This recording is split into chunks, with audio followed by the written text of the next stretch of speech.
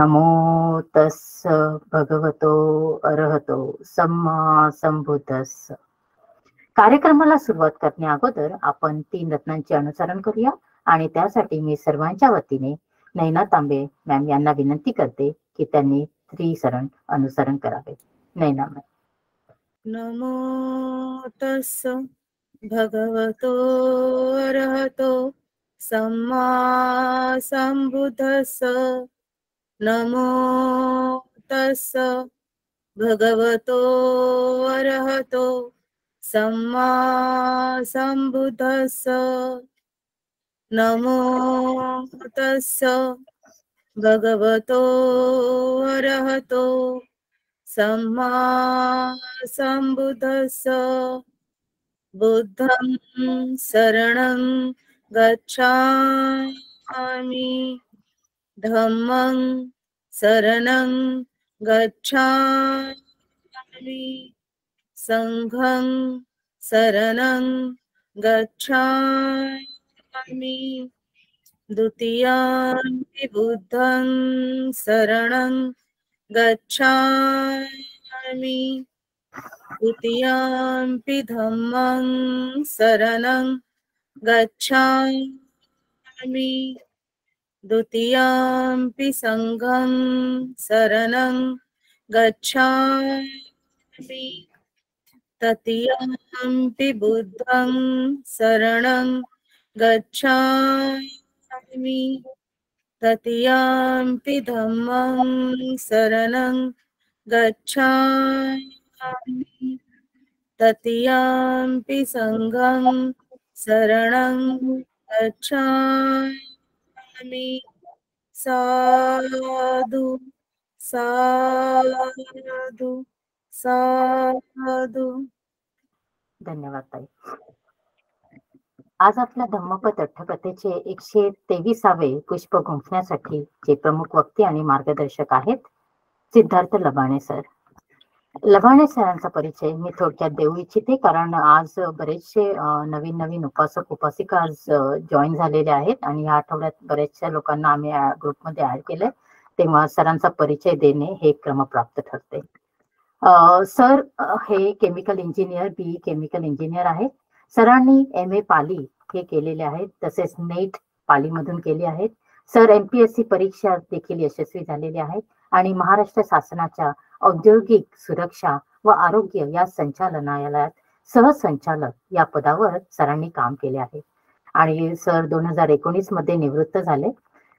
ग्रामीण भागातील विहारात सरांनी कम्प्युटर्स पुरवले. विद्यार्थ्यांना स्टेशनरी, पुस्तकांची मदत आणि मार्गदर्शन हे सरांचे नेहमीच आपल्याला मिळत असते. बौद्ध साहित्यावर देखील सरांनी बरेच शोधनिबंध देखील सादर करीत आहे आणि दोन्ही दाम्पत्य हे नेहमीच आपल्या याच्या धम्मासाठी नेहमीच कार्यरत असतात. असे हे आपले उच्च विद्या विभूषित वक्ते आणि मार्गदर्शक आज आपल्याला धम्मपद मधील 24 गाथामधील तणहा वग्गो कथा गाथा क्रमांक 345 ते 347 मधील बंध नागार वत्थू आणि खेमा थेरी वत्थू यावर आपल्याला सर मार्गदर्शन करतील.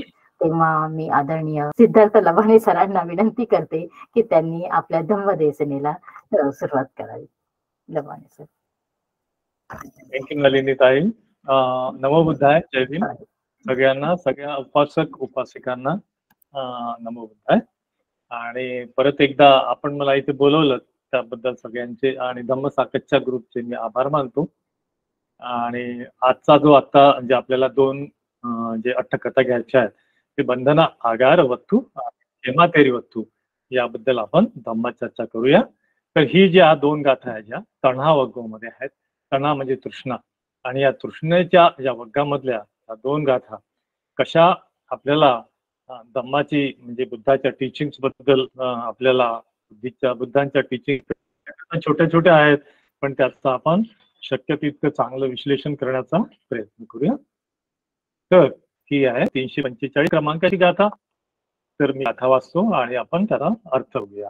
न तंग दळंग बंधन अहु धीरा यदा यस्सं दारुज पब्बजंच सारतरता मणिकुंडलेषु उत्तेषु दारेषु च या अपेक्षा. तर काय म्हटलेलं आहे या गाथेमध्ये की यदा यसंग दारुज पबजंग, यसंग म्हणजे लोखंड, दारुज म्हणजे दारू पासून तयार, म्हणजे दारू म्हणजे लाकूड, पालीमध्ये लाकूड, तर लाकडापासून तयार केलेलं बंधन किंवा त्याला जोखड म्हणतो आपण.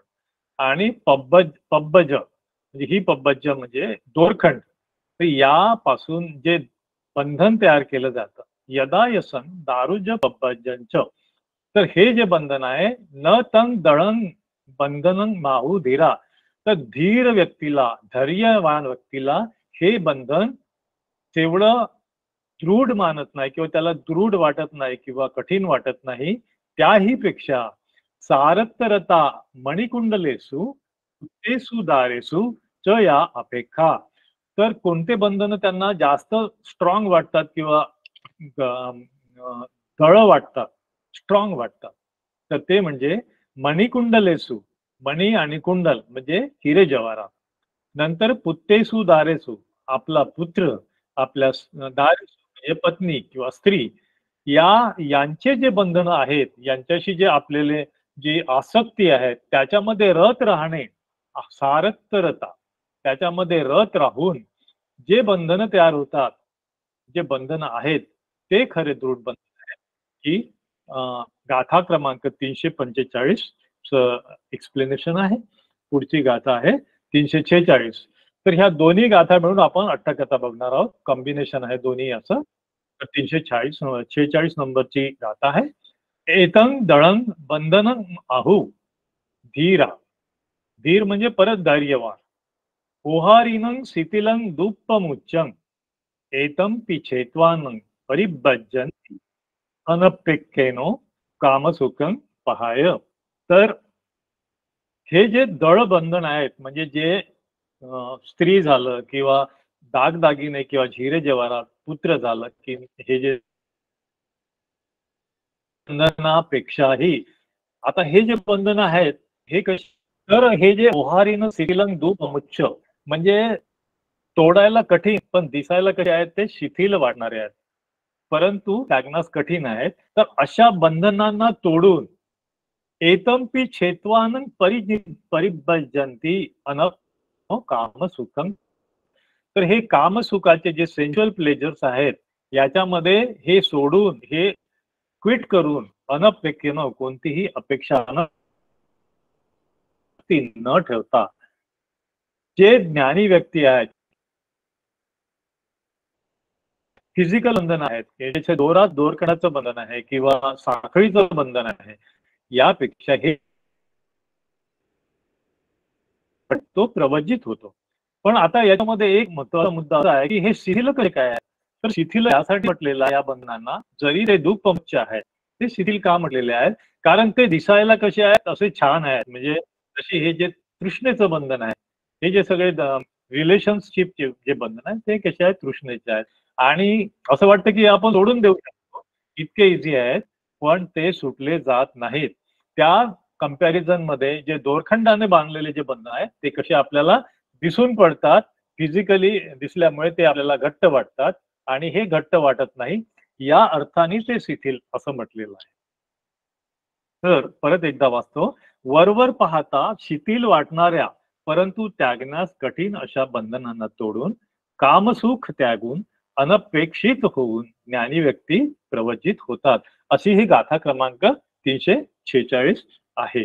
आता या दोन्ही गाथा मिळून 45, 345 आणि 46 मिळून आपण याची अट्टकथा बघूया. तर अट्टकथेचं नाव आहे बंधना आगार वथू. तर नाव काय सांगतं की बंधना आगार म्हणजे कारागृह, ज्या ठिकाणी बंधन करून बंदीवानांना, गुन्हेगारांना ठेवलं जातं त्याला म्हणतात बंधन आगार. तर न तंग दळंग ते इमंग धम्मदेशन सत्था जेतवने विहरंतो बंधनागार आरंभ कथेसी. तर ही जी कथा आहे ही जेतवन विहारामध्ये तथागत असताना तिथे सुरू होत आहे, आणि ती कशी होत आहे तर एकस्मी किरकाले बहु संधिच्छेदक पंथघातक मनुष्यघातके चोरे आने कोसलरय्यो दस्सहिंसू. तर संधिच्छेदक म्हणजे घरफोडी करणारे चोर, संधिच्छेदक, पंथक पंथघातक म्हणजे वाटमारी करणारे, रस्त्यामध्ये लोकांना पकडून त्यांचा घात करणारे किंवा त्यांना लूटमार करणारे असे चोर, आणि मनुष्यघातक म्हणजे डायरेक्ट मर्डर किंवा किलिंग करणारे चोर, असे चोर आनेत्वा हे ते चोर एकत्र आणून त्या बंधनागारामध्ये ठेवले होते. ते राजा अंधुबंधन, रज्जू बंधन, संकलिक बंधनेही बंधापेसी. तर हे असे चोर जे खरोखर गुन्हेगार होते त्यांना अंधुबंधन म्हणजे पायामध्ये बेड्या टाकल्या होत्या, रज्जू बंधन त्यांना दोरखंडाने बांधलं होतं, आणि संखलेख म्हणजे साखळ्याने सुद्धा, साखळदंडाने सुद्धा त्यांना बांधलं होतं. मग त्यावेळेस काय होतं की तीसम मत्तापी खो जानपदा भिक्खू संथा सत्थारं दट्ठु काम आगंत्वा तिस्वा वंदित्वा पुनदिवसे सावत्ती पिंडाय चरंता बंधनागार गंत्वा ते चोरे दिस्वा पिंडपात पटिकंता सायन्न समय तथागत उपसंकमित्वा. तर काय होतं की त्या दिवशी 30 जे भिक्खू आहेत ते त्या जनपदाच्या मध्ये किंवा त्या जे ज्या ठिकाणी म्हणजे श्रावस्तीमध्ये, जेतवन म्हणजे श्रावस्तीच्या गावामध्ये 30 भिक्खू चारिका करत असताना ते त्या कारागृहाच्या जवळून गेले, आणि त्या कारागृहामध्ये त्यांनी बघितलं की हे अशा पद्धतीचे ते गुन्हेगार आहेत, ते बांधून ठेवलेले आहेत, त्यांच्या पायामध्ये बेड्या आहेत आणि त्यांना दोरखंडाने बांधलेलं आहे. आणि हे सगळं माहिती झाल्यानंतर जेव्हा मग ते बुद्धाकडे जातात आणि बुद्धाला सांगतात की भंते अज्ज अम्मे ही पिंडाय चरंते ही बंधनागारे बहुचोरा अनुबंध आदि अनुबंधना आधी ही बद्धा महादुःख अनुभवंता देठा. तर म्हणते आम्हाला की नाही हे आज की नाही आम्ही जेव्हा चारिका करायला गेलो त्यावेळेस कारागृहामध्ये बहुचोरा खूप सारे जे चोर आहेत त्यांच्या हातापायामध्ये बेड्या होत्या आणि ते महादुःख अनुभवत होते, त्यांना खूप यातना होत होत्या. तर त्यावेळेस ते तानी बंधनानी छिंदित्वा पलायंतू न शक्कोंती. म्हणते ते जे इतके जोरदार त्यांना बंधनात ठेवलं होतं, बांधून ठेवलं होतं की त्यांना पळता सुद्धा येत नव्हतं, पळून जाऊ शकत नव्हते. अथी नको म्हणते तेही बंधने थिरत्तर अय बंधन नामा ते पुच्छिन्सू. मग ते विचारतात भगवान की या बंधनापेक्षा अजून काही दुसरी बंधनं पण आहेत का? तर मग त्यावरती बुद्ध काय म्हणतात, सत्ता म्हणतात भिक्कवे की बंधनानी नामेतानी यंग पनेत धनधैय पुत्त दारा आदिसु तण्हा संकात किलेश बंधन एतं एतेहि सतगुणेहि सहस्रगुणेहि शतसहस्रगुणेहि तिरंतरं एवं महंतंपि पनेत दुच्छिंद नीय बंधन पौराणक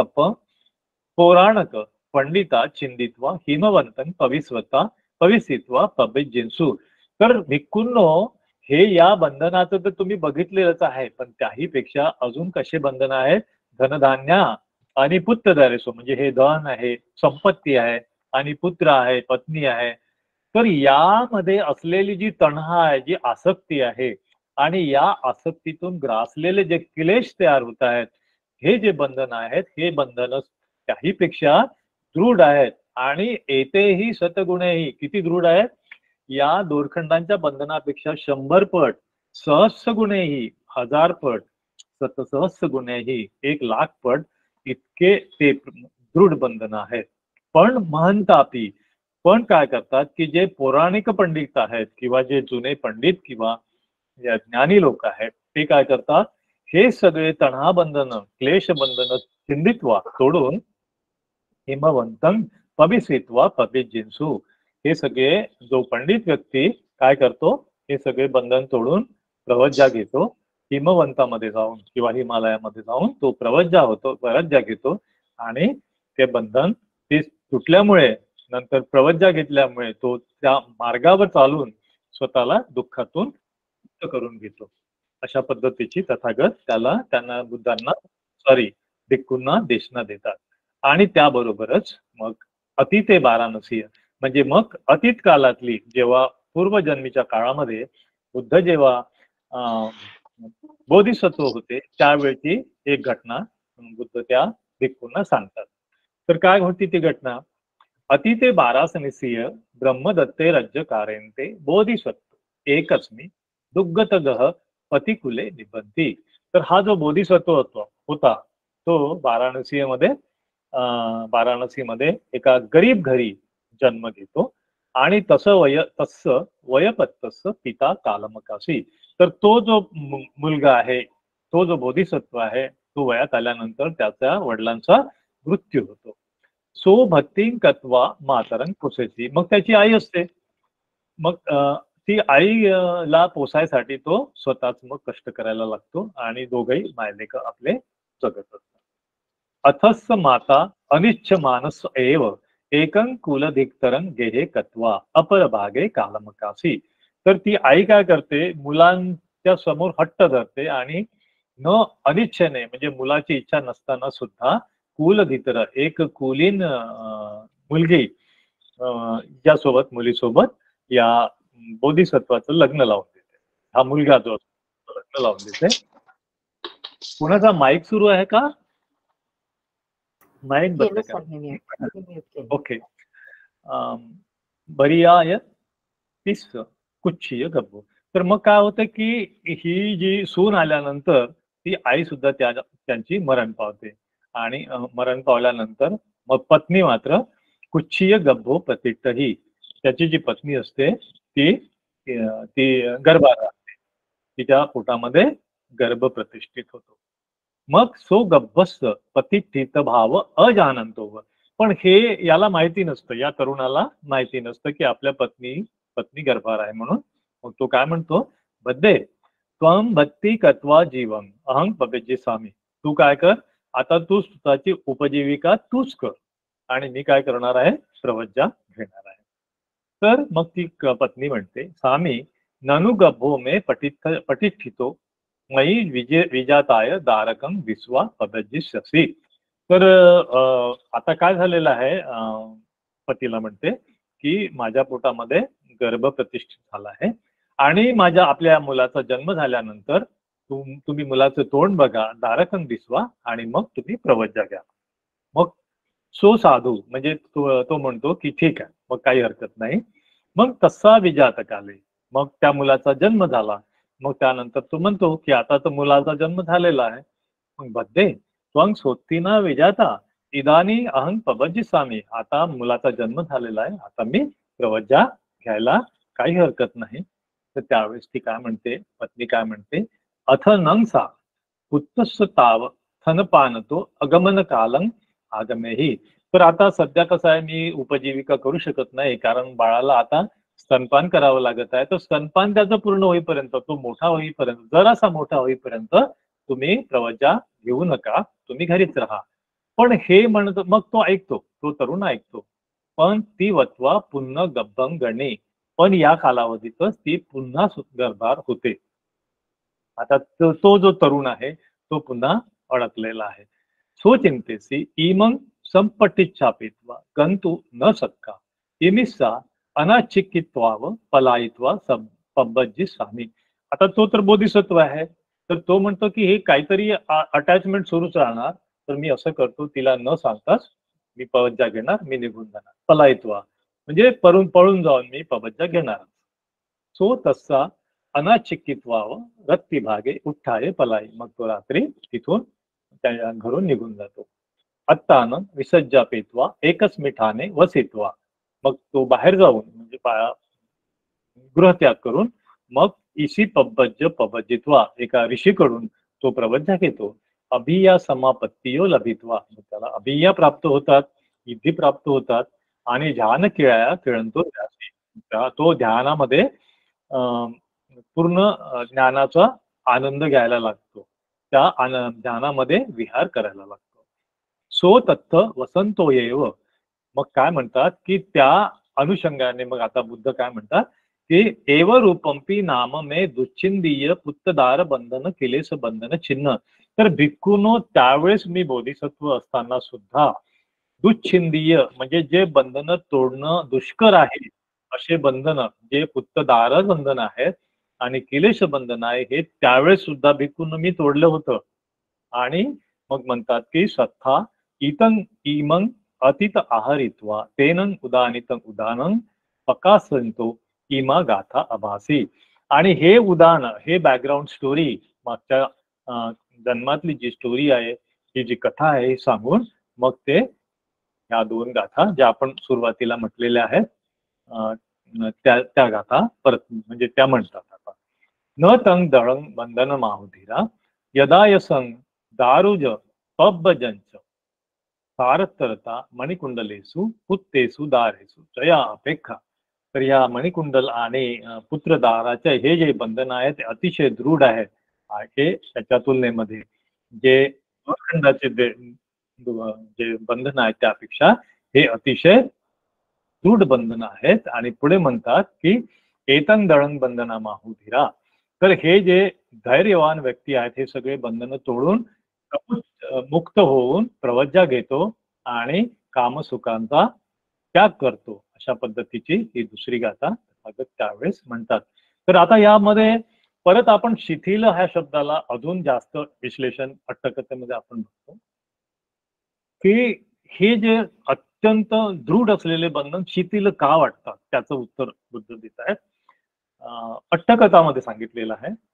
तर बुद्ध देत आहेत म्हणण्यापेक्षा अट्टकथात त्याचं स्पष्टीकरण आलेलं आहे की बंधन ठाणे छवी चम्म मनसानी न चिंदती. तर हे जे बंधन आहेत ना, जसं की पत्नीचं बंधन आहे किंवा धनधान्याचं किंवा पुत्राचं बंधन आहे, या बंधनामुळे तुमचं कुठल्याही स्किनला किंवा हाडामासाला अशी इजा पोचत नाही, ते तुटत नाही. लोहित न निहरती, काय कुठून रक्तपात होत नाही, जसं दोराने बांधल्यावरती होतं तसं काही होत नाही. बंधन भावंती अजाना पेतवा. हा जो बंधन भाव आहे हा सुद्धा आपल्याला कळत नाही की आपण किती मोठ्या बंधनात आहोत. थलजल थलपत जलपत आदिसू कम्मानी कातू देतील ती शिथिल. म्हणजे हे बंधन असून सुद्धा आपण सगळ्या ठिकाणी जळी स्थळी म्हणतो, जे सर्वत्र आपण मुक्तपणे व्यवहार करत असतो. मी तर म्हणतो की हे जे बंधन आहेत हे कसे आहेत, मगाशी एक गाथा म्हटली सुरुवातीला की ही जी आहे, हे जे बंधन आहे हे दुसरं तिसरं काही नाही, हे काय आहे, तण्णा आहे. आणि ही तण्णा काय आहे, पूर्ण भविका आहे. आणि तत्र तत्र अभिनंदिनी या ज्या राग सहगता, हे जे बंधन आहेत हे कसे आहेत, एन्जॉयमेंट देणार, वरून वरून ते एन्जॉयमेंट देणारे वाटतात. त्यामुळे हे असे बंधन जे आहेत त्याला आपल्याला ते जाणवत नाहीत, ज्याचा भाव आपल्याला जाणत नाही. म्हणून या बंधनांना बुद्धाने या गाथेमध्ये शिथिल हा शब्द वापरलेला आहे. आणि पुढे म्हणतात की एतामी चित्वा एतंपी चैत्वान म्हणजे काय, जो गाथेमध्ये आलेला शब्द आहे एतांपी चैत्वान म्हणजे एतं दळम्मी किलेस बंधन यान खग्गेन चिंदित्वा. म्हणजे हे जे बंधन आहेत ते कशाने तोडायचे आहेत, यान खग्गेन, खग्ग म्हणजे तलवार. तर ज्ञानाच्या तलवारीने हे सगळे किलेस बंधन, आसक्तीचे बंधन आपण तोडले पाहिजे. आणि हे तोडण्यासाठी पक्कमंती पबज्जंती ती अथो, त्या अर्थाने हे शब्द आलेले आहेत, शिथिल आणि एतंपी चैत्वान. आणि हे गाथा म्हटल्यानंतर, त्या दोन्ही गाथा म्हटल्यानंतर देसना अवसाने बहु, ही देसना झाल्यानंतर सोतापत्ती फल आदिनी पापुणींसुती, हे जे सगळे भिक्खू बसलेले होते यातले बऱ्याचशांना सोतापत्ती इत्यादी फलाची प्राप्ती झाली. अशी ही बंधना आगाराची ही पहिली अट्टकथा झाली. आता दुसरी गाथा आहे, दुसरी अट्टकथा आहे खेमाथेरीवतू. खेमाथेरी आपल्या सगळ्यांच्या परिचयाची आहे. बिंबिसाराची पट्टराणी असते, ती अत्यंत देखणी नाही का, आणि तिचा एक अहंकार असतो की ती किती सौंदर्यवती आहे. आणि त्या अहंकारामुळे ती बुद्धाला कशी भेटत नाही आणि ती अवॉइड करते. आणि मग ती कशी, तिची पुढची वाटचाल आपण या गाथेमध्ये बघणार आहोत. तर खेमाथेरीवतूची गाथा काय सांगते, हे रागरत्ता अनुपत्तंती सोत सयंकतंग मक्कटोव जालंग. म्हणजे ये रागरत्ता अनुपत्तंती, रागरत्त म्हणजे आसक्ती इत्यादी मध्ये जे पडतात, दुःख प्रवाह जो आहे, राग रक्त, रागामध्ये आसक्तीमध्ये लिप्त झालेले जे लोक आहेत ते स्रोतात पडतात. ते कुठला स्रोत आहे तो आहे दुःख प्रवाहाचा स्रोत.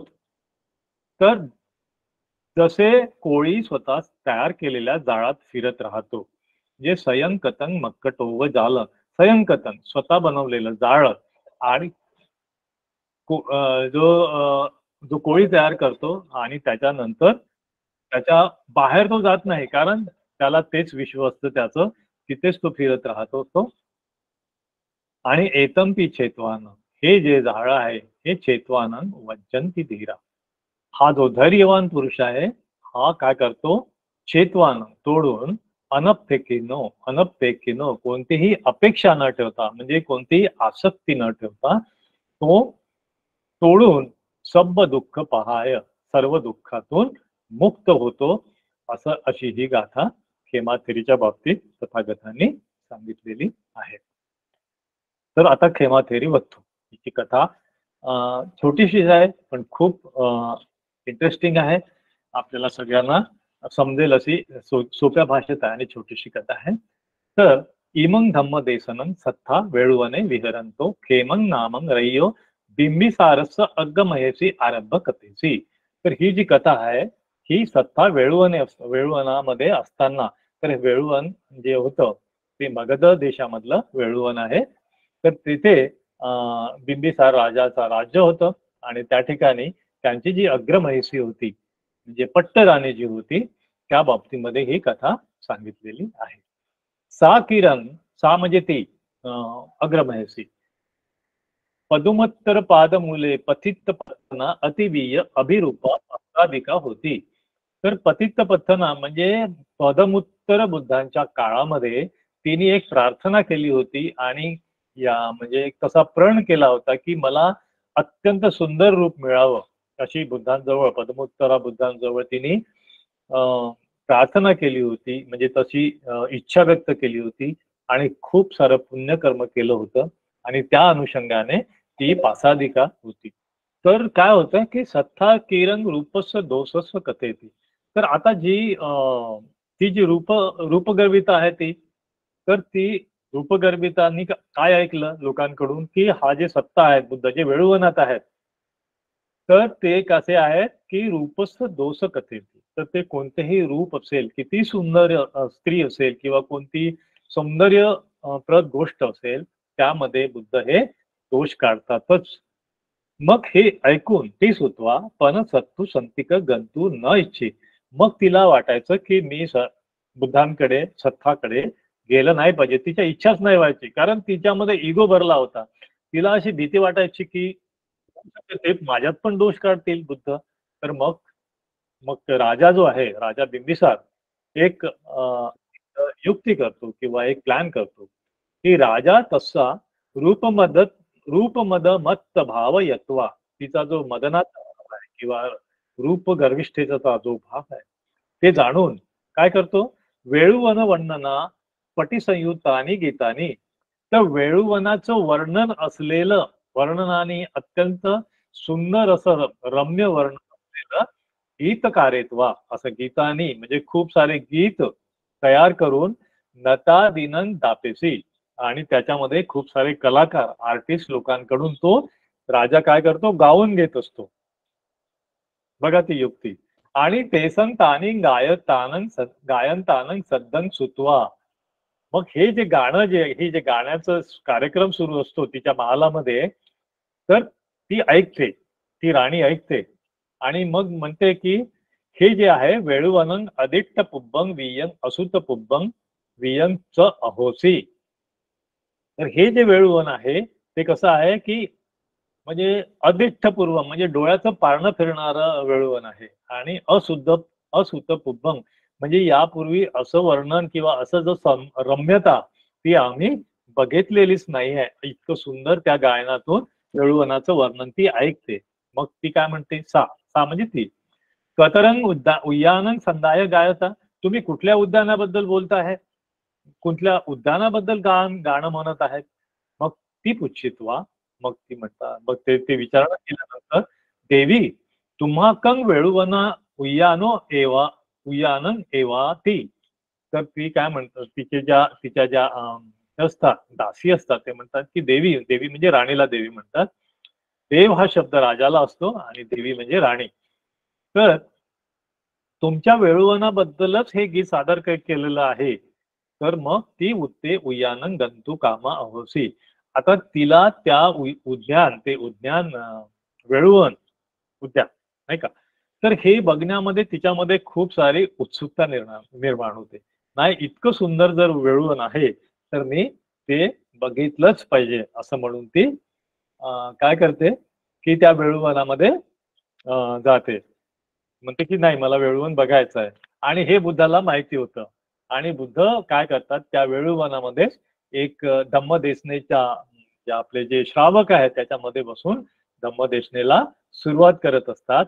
आणि सुरुवात करताना त्यांनी एक निर्माण केलेलं असतं रूप, की एक अतिशय सुंदर स्त्री, म्हणजे त्या पट्टराणी खेमा हिच्यापेक्षा एक सुंदर स्त्री काय करते, बुद्धांची सेवा करत असते, बुद्धांना वारा घालत असते. असं ती त्या अशा पद्धतीचं त्या ठिकाणी दृश्य तयार होतं. आणि ही दृश्य खेमा, जी पट्टराणी खेमा बघते. तर तस्सा आगमनं यत्वा परिसमज्जे निषिदित्वा धम्म देसेंतो तालवट्टं आदाय अत्तनो पश्ये थत्वा बीजमान अभिरूपं इत्थी निम्मिनी. तर आता सांगितल्याप्रमाणे काय करतात बुद्ध, त्या ठिकाणी धम्मदेशनेसाठी बसतात आणि एक सुंदर, अतिसुंदर स्त्री ताडपत्र, तालवटन म्हणजे ताड पाण्याचा जो पंखा असते त्या पंख्याने बुद्धांना वारा घालत असते. बीजमान, बीजमान म्हणजे वारा, विजना आपण म्हणतो मराठीमध्ये, तर तो बीजमान, तर वारा घालणं असते. आणि त्या ठिकाणी ती स्त्री बघून, सुंदर स्त्री बघून काय होतं, खेमा देवी ती पवित्र मानावून तंग इत्थी दिसवा चिंतेसी. ह्या देवीने म्हणजे ह्या खेमा राणीने तिथे पविसमाना प्रवेश करताना ती स्त्री दिसल्याबरोबर चिंतेसी, तिला वाटतं संभासम बुद्धो रूपस दोषं कथेन ती वदंती. हा जे संभासम बुद्ध आहे ते तर मी ऐकलं होतं की रूपाचा खूप दोष काढतात, ते रूपाचा तिरस्कार करतात.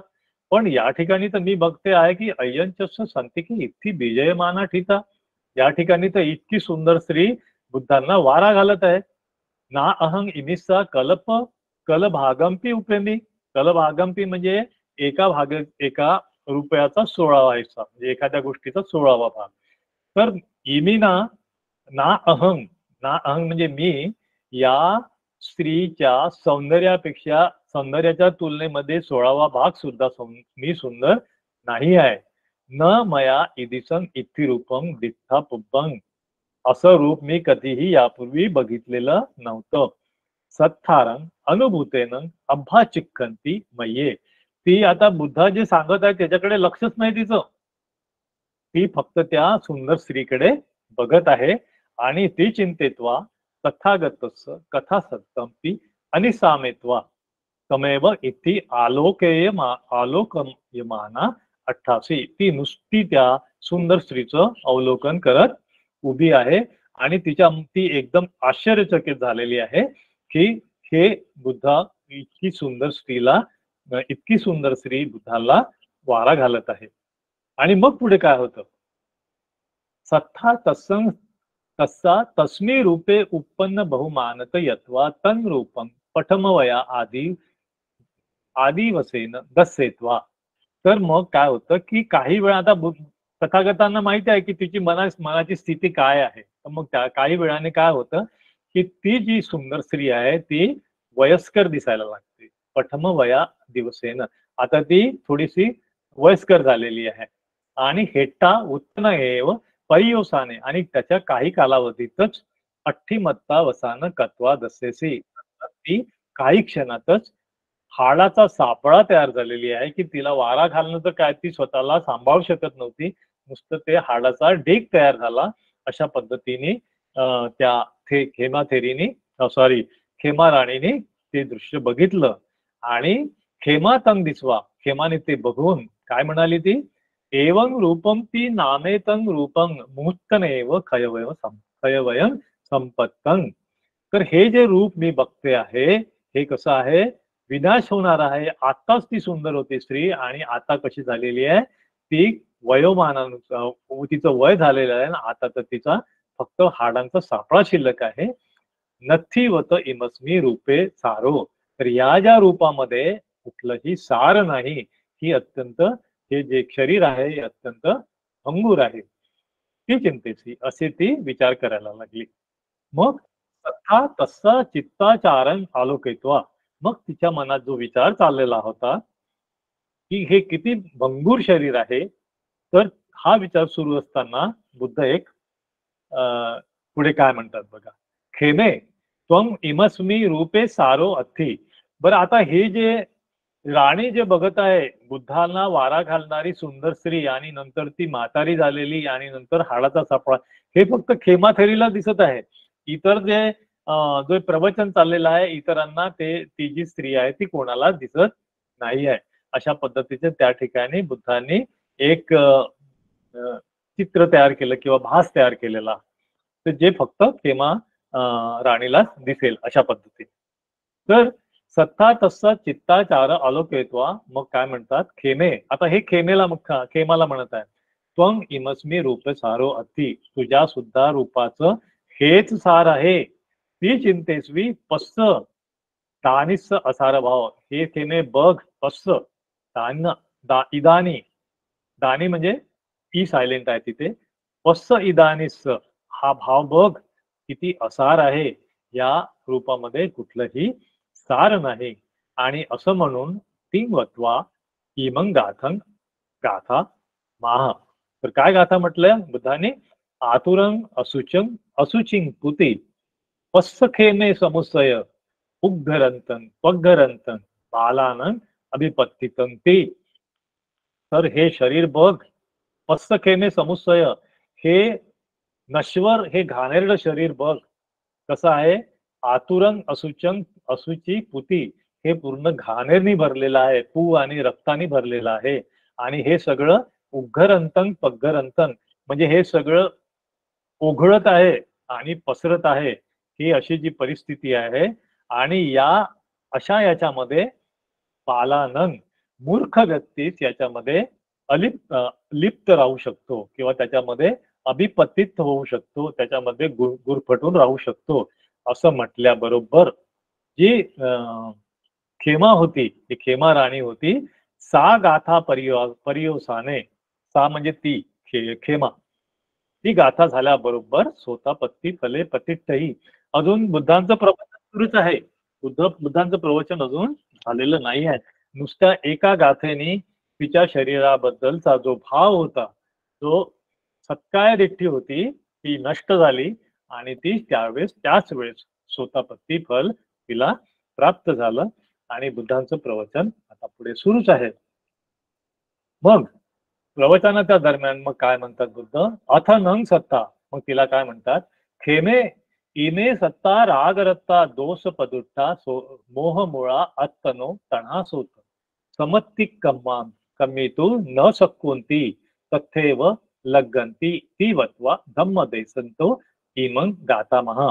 खेमे बघ, ही पूर्ण सत्ता, हे सगळं जे विश्वातले जे लोक आहेत, तर हे कसे आहेत, राग दोष मोहामध्ये पूर्णपणे गुरफडलेले आहेत. ही जी तन्हा आहे, या राग दोष मोहाच्या अनुषंगाने आलेली जी तन्हा आहे, जी तृष्णा आहे, या समत्ती कम्मितू म्हणजे त्याला ओव्हरकम करू शकत नाही. सम्मतिक म्हणजे टू ओव्हरकम, म्हणजे टू ब्रेक त्या तन्हा, ते तन्हाचे जे बॉन्ड आहे ते तोडू न शकून, तोडू शकत नाहीत. आणि तथ्येव लगेंती, हे जे बंधन आहे हे लगेंती म्हणजे ते लागूनच राहतात, ते तुटत नाहीत. आणि म्हणतात की ती वत्वा धम्मं देसेंतो इमं गाथं माह. मग ती गाथं आह म्हणजे गाथा आणि आह, तर ते गाथ माह झालेलं आहे. तर काय म्हणतात परत तेच, आता आपण गाथा जी वाचलेली आहे तेच, हे रागरत्ता अनुपत्तंती सोत, रागामध्ये दोषामध्ये पडलेले, जे श्रोतामध्ये पडलेले जे आहे, ज्याप्रमाणे माकडी म्हणजे कोळी असतो तो आपल्या जाळामध्ये फिरत असतो, त्याचप्रमाणे हे जे रागामध्ये असलेले लोक, आसक्तीमध्ये लोक असतात, ते श्रोतात फिरत असतात, पण हे जाळ तोडून चेत्वानं हेतंपि चेत्वानं वज्जंती धीरा अनपेक्षिनो सब दुःख पहाया. सगळं दुःख तोडण्यासाठी जो धीरवान व्यक्ती असतो, धैर्यवान व्यक्ती असतो, हे सगळं सोडून निघून जातो आणि हे सगळे बंधनं तोडून जातात. बेसनावसाने खेमा अर्हते पतितही. आता ऑलरेडी श्रोतापन्न झालेली आहे, पण ही गाथा नंतर म्हटल्यानंतर, देसना अवसाने, ही गाथा पूर्ण झाल्यानंतर, देसना पूर्ण झाल्यानंतर ती तिथल्या तिथेच ही खेमा अर्हत पदामध्ये प्रतिष्ठित होते. महाजनस्सापी सात्विका धम्म देसना अवसी. आणि ही जी देसना आहे ही सर्व लोकांना, खूप साऱ्या लोकांना सार्थक ठरते. मग आता तिथे राजा पण आहे, बिंबिसार राजा पण असतो. मग सत्ता त्यांना काय म्हणतात की सत्ता राजानं आह. खेमेच्या बाबतीत म्हणतात की महाराज खेमा प्रभज्जिंतु वा परिनिब्बायंतु वा वट्टती. आता एक तर खेमा प्रभज्जित पण व्हायला पाहिजे, कारण ती अजून जरी ती अर्हत झाली तरी पण प्रवज्जा अजून तिची झाली नव्हती. तर त्यावेळेस बुद्ध सांगतात की राजाला की हिला प्रवज्जा करायला पाहिजे आणि परिनिब्बायतु वट्टती, कारण तिचं नंतर परिनिब्बान सुद्धा होणार आहे, पण तत्पूर्वी तिची प्रवज्जा व्हायला पाहिजे. मग म्हणते प्रभज्येत नंग अलंग परिनिब्बानेती, म्हणजे तो राजा म्हणतो की हिला प्रवज्जित करावं आणि त्यानंतर परिनिब्बान सुद्धा तिचं होईलच. तर हे सापभजित्वा अग्गसाविका अहोसिती. तर अशा पद्धतीनं तिचं प्रवज्जा होते तिची, आणि प्रवज्जा झाल्यानंतर ती नुसतीच जी खेमा आहे ती नुसती श्राविका होत नाही, पण ती अग्रश्राविका होते. अशी ही खेमा तेरी या ठिकाणी आहे. या ठिकाणी एक शब्द आलेला आहे परिनिब्बान. तर परिनिब्बान तर ते नंतर होणार आहे, याबद्दल आपण शेवटी चर्चा करू, कारण परिनिब्बान हा शब्द पुन्हा पुन्हा आपल्याला नंतर चर्चेमध्ये घ्यायला ते अजून सोपं होईल. तर अशा पद्धतीची ही गाथा आहे खेमा तेरीच्या बाबतीमध्ये. तर आता आपण 2 गाथा बघितलेल्या आहेत, सॉरी 3 गाथा बघितलेल्या आहेत आणि त्याच्या अनुषंगाने आलेल्या 2 अट्टकथा. तर पहिली जी अट्टकथा आहे ती होती बंधनागारवत्थू. तर यामध्ये बघितलं आपण की कारागृहातले जे बंदिस्त कैदी आहेत त्याच्या ज्या बंधनापेक्षा बुद्धांनी काय सांगितलंय की या बंधनापेक्षा दृढ असे जे बंधन आहेत ते आहे आसक्तीचे बंधन, ते तुम्ही तोडलं पाहिजे. आणि दुसरी जी गाथा आहे, दुसरी जी अट्टकथा आहे ती आहे खेमा थेरी, जी आता जस्ट आपण बघितलेली आहे. तर ही जी रूपगर्विता जी आहे खेमा, ती बुद्धाकडे जाते आणि नंतर तिला त्या नाशवंत शरीराचा जो बोध होतो आणि त्याची तिची जी आसक्ती आहे तिथल्या तिथेच तुटते आणि ती परत होते. तर आता आपण परत जर ह्या दुःखाच्या ज्या आसक्तीच्या मुळाकडे जाऊन बघितलं तर बुद्ध काय म्हणतात. आता ह्या अट्टकथा तर संपलेल्या आहेत. तर ह्या ज्या बंधनाचे जे जे बंधन सांगितलेले आहे, तर हे बंधनाचं स्वरूप कसं आहे हे आपण बघायला पाहिजे. तर ते बघताना हे दुःख, दुःख समुदय, दुःख निरोध आणि दुःख निरोध कामिनी पटिपता, जे आपण धम्मचक्र प्रवर्तनात पहिल्याच प्रवचनामध्ये बुद्धांनी सांगितलेलं आहे की हे जे बंधनं आहेत, ही तृष्णा आहे, ही कशी तयार होते त्याबद्दल जर आपण अवलोकन केलं तर असं दिसून येतं. इदं खूपन भिक्कवे दुःख हरिसच्च भिकुनो. हे दुःख काय आहे, पहिलं हरिसच्च आहे. जाती भी दुःख, जरा भी दुःख, व्याधी भी दुःख, मरणम भी दुःख, अप्रिये संपयोग दुःख, पिये ही विपयोग दुःख, यं इच्छा न लभती तंपि दुःख, संकेतेन पंच उपादान खंडाभी दुःख. तर हे दुःख काय आहे, तर दुःख आहे जन्म होणं, म्हातारपण होणं, व्याधी होणं आणि मरण. हे सगळं काय आहे, दुःख आहे. अप्रिय संपयोग, म्हणजे अप्रिय व्यक्तीचा संपर्क होणं हे सुद्धा दुःख आहे. प्रिय ही विपयोग, जे प्रिय व्यक्ती आहे त्याचा वियोग होणं हे सुद्धा दुःख आहे. जे जे आपल्याला पाहिजे ते न मिळणं हे सुद्धा दुःख आहे. आणि संक्षिप्तपणे सांगायचं झालं तर हा जो आपला जो पंच उपादान खंड आहे, जे आपलं शरीर आणि उपादान खंड आहे, हेच संक्षिप्तपणे entire body and mind and matter, हेच सगळे उपादान खंड आहेत, हेच दुःख आहे भिक्खूंनो. तर मग हे जे दुःख समुदय आहे याच्या दुसरं जे आर्य सत्य आहे ते आहे इदंकोपन भिक्खवे दुःख समुदय आर्य सत्य. तर हे जे दुःख समुदय आहे त्याच्यावर आज आपली जी धम्मचर्चा ज्या धम्मपद अट्टकथा आलेल्या आहेत ते म्हणजे याय तण्हा पूर्ण भाविका नंदी राग सहगता तत्र तत्र अभिनंदिनी. ज्या आपल्याला शिथिल वाटणारी जी तणहा आहे ती कशी आहे? पूर्ण भाविका आहे, पुन्हा पुन्हा उत्पन्न होणारी आहे. नंदी राग सहगता ही जी तणहा असते त्यावेळेस आपल्याला एक प्रकारचा आनंद वाटतो आणि त्याचं सगळं तत्र तत्र अभिनंदन होते, सर्वत्र अभिनंदन होते. तसं ह्या ज्या तणहा आहेत ही जे बंधनं आहेत ते कशा आहेत? 3 प्रकारच्या तणहा आहेत. कामतणा, भवतणा आणि विभवतणा. कामतणा म्हणजे तृष्णा, सेन्शुअल प्लेजरची तृष्णा. भवतणा म्हणजे पुन्हा पुन्हा जन्म घेण्याची तृष्णा आणि विभवतणा म्हणजे आता मला हा जन्म नको त्याची पण तणा. विभवतणा म्हणजे आता मला हे नको आहे त्याचा तिटकार आलाय, ती सुद्धा एक तणाच आहे. तर ह्या 3 तणा बुद्धाने यामध्ये सांगितलेल्या आहेत. आणि या तणहा कशा निर्माण होतात हे मग पुढे बुद्ध सांगतायत. आणि ह्या ज्या तणहा डिस्ट्रॉय करण्यासाठी दुःख निरोध हे सुद्धा आर्य सत्य म्हणजे ह्या तणहा नष्ट करता येतात हे सुद्धा बुद्धाने सांगितलेलं आहे. यो तस्सा एव तणहाय असेस विराग निरोधो चागो पटिनिसोगो मुक्ती अनालयो. हे जी तणा आहे ही असेस विराग करता येते, याचा निरोध करता येतो. असेस म्हणजे काहीही तन्हा शिल्लक ठेवणं आपल्याला या पूर्ण तन्हाचा नायनाट करणं हे सुद्धा आपल्याला शक्य आहे भिक्खूंनो. आणि ते मिळवण्यासाठी आपल्याला काय करावं लागेल? तो मार्ग म्हणजे आर्य अष्टांगिक मार्ग आहे. या मार्गावर आपल्याला चालावं लागेल. तर तो मार्ग म्हणजे सम्मा दिट्ठी, सम्मा संकप्पो, सम्मा वाचा, सम्मा संकप्पो, सम्मा कम्मंतो, सम्मा आजीव, सम्मा वाचा, सम्मा सती आणि सम्मा समाधी. हा आर्य अष्टांगिक मार्ग याच्यावर चालून तुम्ही ह्या तन्हेच्या या तृष्णेच्या बंधनांना पूर्णपणे तुम्ही तोडू शकता, नष्ट करू शकता.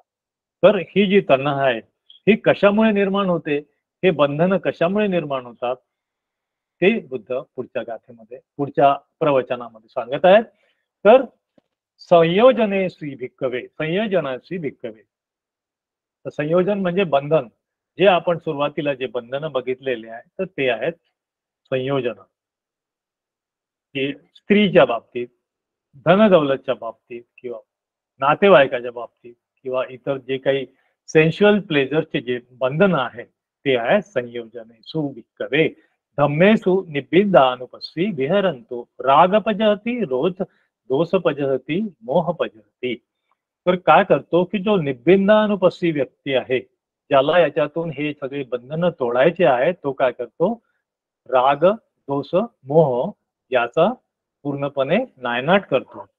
आणि रागं पहाय, मोहं पहाय, दोषपया आणि मोहपया. रागाला तोडून, द्वेषाला तोडून आणि मोह म्हणजे डिल्युजन, अविद्या याला तोडून परिमुच्यती. हे काय होतात? मुक्त होतात. कशातून मुक्त होतात? जातीया जरा मरणेही शोकेही परिदेव दुःखेही दोमनसेही उपायासेही. हे सगळे तोडून तुम्हाला त्याच्यातून मुक्त होता येतं. परिमुच्यती दुःख स्माती वदामी. असं भिक्खूंना मी तुम्हाला सांगतो वदामी की याच्यातून जो निब्बिन्नानुपसी आहे, जो पूर्ण मार्गावर चालणारा, धम्माच्या मार्गावर चालणारा जो व्यक्ती आहे तो काय करतो? ह्या सगळ्यांना सोडून मुक्त होतो. तर तो मार्ग म्हणजे आर्य अष्टांगिक मार्ग. तर हे जे दोष, राग, दोष, मोह हे जे 3 जे हे सांगितलेले आहेत बेसिक अटॅचमेंट त्याचं विश्लेषण पुढे बुद्ध सांगतात की हे जे राग, दोष, मोहाच्या आधारे जे बंधन तयार झालेले आहेत ते किती आहेत, ते किती संयोजन आहेत ते सांगतात. तर दसई मानी भिक्खवे संयोजनानी. भिक्खूने हे जे बंधन आहेत ना हे 10 प्रकारचे बंधन आहेत भिक्खूंनो.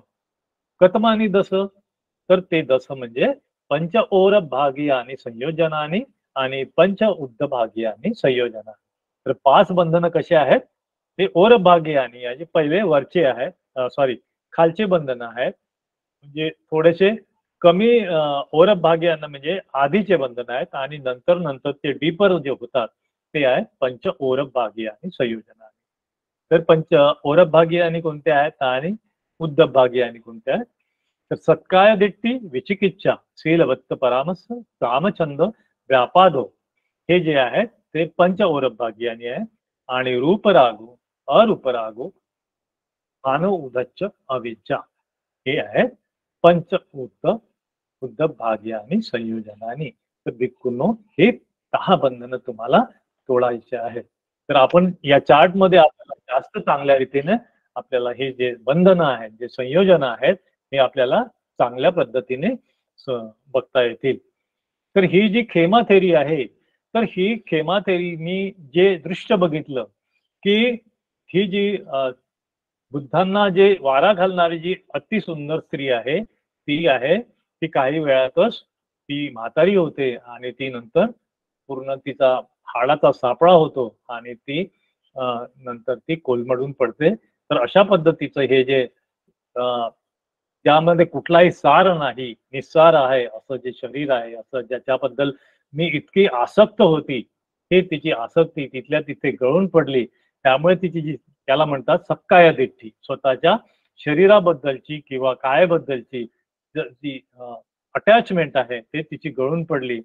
तिच्या बुद्धाच्या बाबतीमध्ये जी विचिकिच्छा होती की बुद्ध तर सौंदर्याला हे करतात, बुद्ध काय आपल्याला बरोबर शिकवणार नाहीत, ते तर माझ्या सौंदर्यावरती टीका करतील, अशा पद्धतीची तिची म्हणजे विचिकिच्छा होती, ती सुद्धा तिची नष्ट झाली. तिच्या मनात कदाचित शीलबद्ध परामर्श असेल किंवा जे कर्मकांडात ती असेल, किती असेल आपल्याला माहिती नाही किंवा नसतीलही. तर पहिले हे 3 संयोजन, 3 बंधन तिचे नष्ट झाल्यामुळे ती तिथल्या तिथेच नुसती ती म्हातारी झालेली आणि हाडकोळी झालेली जी स्त्री आहे ती बघितल्याबरोबर ती जो त्याच्यामधला जो निस्सार आहे ते जाणून ती तिथल्या तिथे स्वतःपन्न झालेली आहे. आणि नंतर ती जसजशी प्रवचन ऐकत गेली बुद्धांचं, त्यानंतर तिचं कामछंद सुद्धा नष्ट झाला. कामछंद आणि व्यापार म्हणजे द्वेष, इतरांबद्दलचा द्वेष की ते कसे चांगले, ते किती वाईट, मी किती चांगले, तर हे बंधन तिचे नष्ट झाले. तर काय होतं की पहिले 3 बंधनं तुटल्यानंतर चौथं जे आहे कामछंद आणि व्यापादो, हे 2 बंधन जरी वीक झाले, कमी म्हणजे त्याच्यामध्ये काय म्हणतात वीकच म्हणूया, तर कमीपणा त्याच्यातला जो मात्रा आहे, जी तीव्रता आहे, ही जर कमी झाली तर ती व्यक्ती सकदागामी होते, म्हणजे त्या व्यक्ती एकदा जन्म घेते, नाही का. तर अशी व्यक्ती आहे की जिचे 3 बंधन तुटलेले आहेत आणि 2 बंध वीक झालेले आहेत, ती व्यक्ती सकदागामी होते. नंतर अनागामी जी व्यक्ती आहे, तर तिचे जे त्या व्यक्तीचे बंधन जे आहेत, सत्काय दिट्ठी, विचिकिच्छा, शीलबद्ध परामर्श, कामछंद आणि व्यापार, हे 5ही बंधन कम्प्लिटली डिस्ट्रॉय झाले, तर ती व्यक्ती अनागामी होते. आणि नंतर शेवटचे जे ओरभागी आणि संयोजनानी जे आहेत, ते जे आहेत ना, रूपरागो, अरूपरागो, मानो, उदच्च आणि अविद्या, हे सगळे 5ही जे बंधन आहेत हे तुटल्यानंतर ती व्यक्ती अनाथ होत. आणि हेच जी खेमा थेरी आहे, खेमा जी राणी आहे, तिच्या बाबतीमध्ये हेच घडत गेलं आणि तेही एकाच प्रवचनामध्ये. नंतर तिचा रूपराग, तिचा कामछंद तर पूर्णपणे गेला, नंतर व्यापार द्वेष सुद्धा पूर्णपणे गेला, नंतर रूप, स्वतःबद्दलचे जे रूपाबद्दलची आसक्ती होती ती पूर्णपणे नष्ट झाली होती. कदाचित तिला अरूप राग नसावा किंवा तिच्या अरूप म्हणजे अरूपात लोकांमध्ये जन्म घ्यावा अशी तिची कुठलीही आसक्ती नसावी, त्यामुळे तेही बंधन तिचं तुटलं. तिच्यामध्ये जो इगो होता तर तो इगो सुद्धा नष्ट झाला, रूप गर्वितापणाचा जो इगो होता तोही नष्ट झाला. नंतर उद्धच्च, जी चंचलता होती तिच्या मनाची, घालमेल होती, ती सुद्धा नष्ट झाली. आणि शेवटचं जे बंधन होतं ते म्हणजे अविद्या, जे अनिश्च, अनंत आणि दुःख, हे तिन्ही जे सत्य आहेत, कॅरेक्टरिस्टिक ऑफ एक्झिस्टन्स, हे सुद्धा तिचे नष्ट झाले. आणि अशा पद्धतीने हे सगळे 10ही बंधन तिने तोडले आणि ती रूप गर्विता खेमा राणी नंतर खेमाथेरी, अर्थ झालेली खेमाथेरी अशा पद्धतीनं पूर्णपणे परिवर्तन झालं असं आपल्याला याच्यामधून जास्त स्पष्टपणे जाणून घेता येईल. आता राईट साइडला आपल्याला एक चार्ट दिसतो, त्याच्यामध्ये हा चार्ट मी मुद्दामून यासाठी दिला, हा आपला आताचा विषय नाही आहे, तरी पण बरेचदा आपल्या उपस्थितांना एक संभ्रम निर्माण होतो की संयोजन आणि निवरण यामध्ये काय फरक आहे. तर कारण शब्द सारखेच आलेले आहेत ना, कामछंद, व्यापाद, तिनमिद्द, उदच्च, कुक्कुच्च आणि विचिकिच्छा, हे 5 जे निवरण आहेत ना, हे नाव इकडे आलेले आहेत. पण हे जे निवरण आहेत हे कशातले अडथळे आहेत, हे ध्यानातले अडथळे आहेत, हे आपण समजून घेतलं पाहिजे. म्हणून मी हे मुद्दामून आपल्याला या चार्ट मध्ये ऍड केलेलं आहे. तर यासाठी बुद्धांनी वेगळे गाईडलाईन दिले की जेव्हा भिक्खूंनो किंवा जेव्हा उपासकांनो, तेव्हा जेव्हा तुम्ही ध्यान करता तर ध्यानामध्ये हे 5 अडथळे येतात, हे फक्त ऑब्स्टॅकल आहेत, हे बंधनं नाहीत. हे काय आहेत, या ठिकाणचे तात्पुरते ते जनरेट होणारे काय आहेत, अडथळे आहेत. जसं की मी ध्यानाला बसलो आणि बसल्याबरोबर कामछंद जनरेट झाला आणि माझं ध्यान गेलं, म्हणजे डिस्टर्ब झालं, मी कामछंदामध्ये गुरफटून गेलो आणि माझं ध्यान काही झालं नाही. त्याचप्रमाणे व्यापाद म्हणजे द्वेष, माझ्या मनामध्ये इलविल द्वेष निर्माण झाला आणि ते ध्यान बाजूला राहिलं, मी त्याच द्वेष करणाऱ्या व्यक्तीचा विचार करत होतो पूर्ण ध्यानामध्ये, माझं ध्यान काही झालं नाही.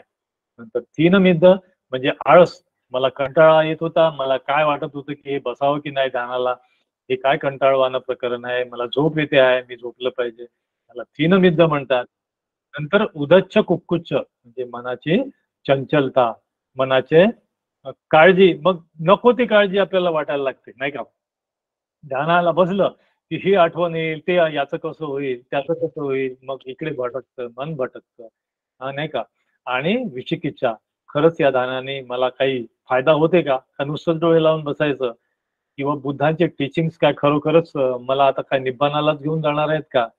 अशा पद्धतीचे हे अडथळे आहेत ध्यानातले, त्याला म्हणतात निवरण. हे वेगळं बुद्धांनी अंगुत्तर निकायामध्ये निवरण सूत्रामध्ये खूप सुंदररित्या आपल्याला समजून दिलेलं आहे. आणि याच्यावरती जे उपाय आहेत किंवा या निवरणांना तेवढ्या पुरतं, त्या कालावधीपुरतं, म्हणजे तुमचं ध्यान होईपर्यंत कसं बाजूला करायचं आणि आपलं ध्यान सुरळीत कसं करायचं, त्याचं सुंदर गाईडलाईन आपल्याला या सूत्रामध्ये निश्चितपणे बघायला मिळतं. तर हा आपण फरक समजून घेतला पाहिजे संयोजन आणि निवरण याच्यामधला. यासाठी हा थोडासा मी वेगळ्या पद्धतीने प्रयत्न केलेला आहे. तर आता परत आपण खेमा थेरीचीच गोष्ट आपण पुढे आणलेली आहे की खेमा थेरी कसे बंधनं तोडून ती अर्हत पदाला पोहोचली आणि आता ती अर्हत झालेली आहे. आता अर्हत झाल्यानंतर आणि आधीची खेमा याच्यामध्ये बघा कशी तुलना, म्हणजे आता तुमच्या डोळ्यासमोरच आहे. तर काय पहिली गाथा ती खेमा थेरी मधली पहिली गाथा. आता या खेमा थेरीने काय केलेलं की आपले जे मनोगत आहेत हे खेमा थेरीच्या याच्यामध्ये टॅब्युलेट केलेले आहे, मेन्शन केलेले आहे. तर 139 नंबरची गाथा बघा काय म्हणते. दहरा त्वं रूपवती अहंपी दहरो युवा पंचंगिकेन तुरियेन एई खेमे रमामसे. आता बघा की हीच खेमा कशी काय म्हणेल की त्वं रूपवती. तर हे जे वाक्य लाल अक्षरात लिहिलेलं आहे, तर खेमा सांगत आहे की त्या ठिकाणी मार आलेला आहे. आता ही तरुण आहे पण ती अर्हत झालेली आहे, सुंदर तितकीच आहे. तर तो मार तिला काय म्हणतो बघा, दहरांतम रूपवती, हे खेमे तू कशी आहेस, अजूनही तू रूपवती आहे आणि दहर आहेस, तू तरुण आहेस. आणि अहंपी दहरो युवा, मी सुद्धा तरुण युवक आहे. पंचंगिकेन तुरियेन म्हणजे 5 अंगाच्या तुरियेन, तुरियेन म्हणजे जे वाद्य आहे, जे संगीत आहे, अशा 5 प्रकारच्या संगीतामध्ये हेही खेमे रमामसे, आपण या कामभोगामध्ये लुप्त होऊया, आपण ह्या कामभोगाचा आनंद घेऊया, असं खेमा थेरीला तो मार म्हणतो आहे. त्यावरती एक खेमा आहे, खेमा थेरी आहे, काय उत्तर देते बघा. इमिना पुतिकायेन आतुरेन पबंगुना अठ्ठियामी हरियामी कामतना समूहता. अरे मारा, ही जे माझं शरीर आहे ना, हे कसं आहे, पुतिका आहे ना, की पूर्ण घाणीनं भरलेलं शरीर, आतुरेनं पभंगुना, हे भंगूर आहे आणि हे ऍप्लिकेटेड टू डिस्ट्रक्शन आहे, म्हणजे ही कधीही भंग होणारं असं हे शरीर आहे. अठ्ठी यामी हरायामी, अशा या शरीराचा मला तिटकारा आलेला आहे, याबद्दल माझी जिगुप्सा निर्माण झालेली आहे, हेट्रेड निर्माण झालेलं आहे. आणि या अशा शरीरातली जी कामतणा आहे, हे जे सेन्शुअल प्लेजर आहे, हे पूर्णपणे नष्ट झालेले आहे, ते समूहता झालेले आहे, त्याचं डिस्ट्रक्शन झालेलं आहे. पुढे अजून म्हणते ती, सत्ती सुलूपमं कामा खंदासं अधिकुट्टना य त्वं कामरतं ब्रुसी. अरे तू तर आता कामरतामध्ये आहेस, तर तुझं जे आता जे अस्तित्व कसं आहे, सत्ती स उपमा म्हणजे सत्ती सुलू उपमा, सत्ती म्हणजे भाला बिचवा, सुलू जी सुळी, तर ह्या भाल्या बिचव्याप्रमाणे जे तू कामामध्ये आहेस, त्या काम भावनेमध्ये आहेस, खंदास अधिक उत्तना, ज्याप्रमाणे एखाद्या प्राण्याला किंवा एखाद्या गुन्हेगाराला बंधक करून किंवा एखाद्या कोठडीमध्ये, बंदी कोठडीमध्ये सक्तीने किंवा भाल्याने त्याला टोचून टोचून त्याचा टॉर्चर केलं जातं, अशा पद्धतीचं जे तुझं जे मानसिक स्थिती आहे, असा तू आहेस, तू काय आहे, कामामध्ये रत आहेस, परंतु अरती इदानी सामंग, मी याच्यापासून पूर्णपणे अलिप्त झालेली आहे.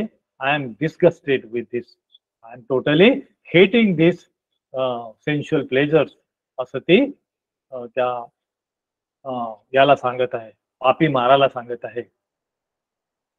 नंतर पुढे म्हणते, सब्बत्त विहंता नंदी खंदो पदालितो एवं जानामी पापीनं निहतो त्वमसी अंतक.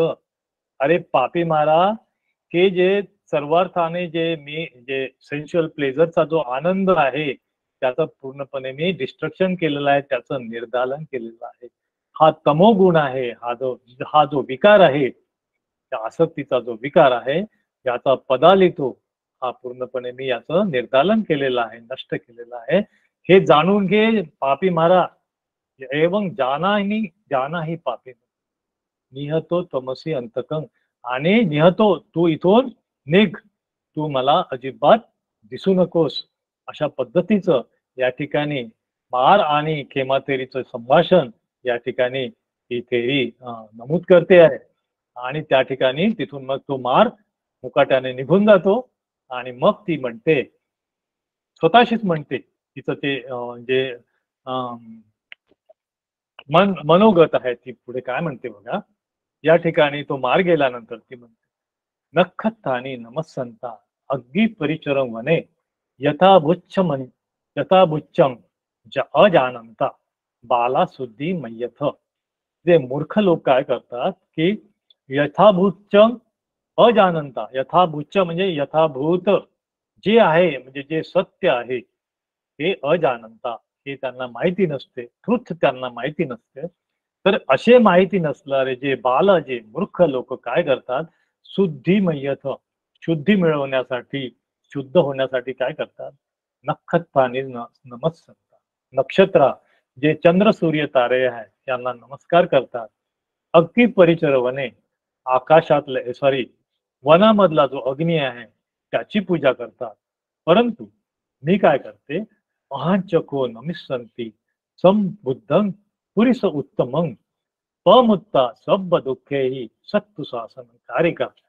तर ज्या सत्तूने, ज्या सत्तु शासनाने, ज्या बुद्धांच्या प्रवचनाने मी पमुत्ता सब दुःखेही, मी सगळ्या दुःखातून मुक्त झाली, अशा संबुद्ध आणि पुरुष उत्तम पुरुष असलेल्या संबुद्धाला मी वंदन करते, असं म्हणून ती या ठिकाणी तिचं जे मनोगत आहे हे व्यक्त करते.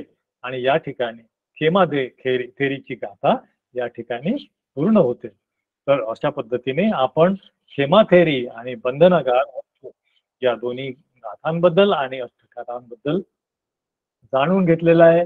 आपण खूप छान प्रकारे मला ऐकून घेतलेलं आहे. आपल्या सगळ्यांचं धन्यवाद. आणि तसंच आपले जे धम्म साकतच्या टीम आहे त्यांनी मला संधी दिली, त्याबद्दल त्यांचे पण धन्यवाद. पीपीटी बनवणाऱ्यांचे पण धन्यवाद. थँक्यू. सगळ्यांचं मंगल हो. नमो बुद्धाय.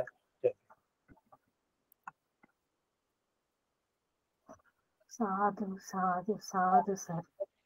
खूप खूप धन्यवाद सर. खूपच खूपच सुंदर. आता मी हा मंच प्रश्न उत्तरांसाठी खुला करते. कुणाला काही प्रश्न असतील तर सरांना विचारावे. धन्यवाद सर. साधू साधू साधू.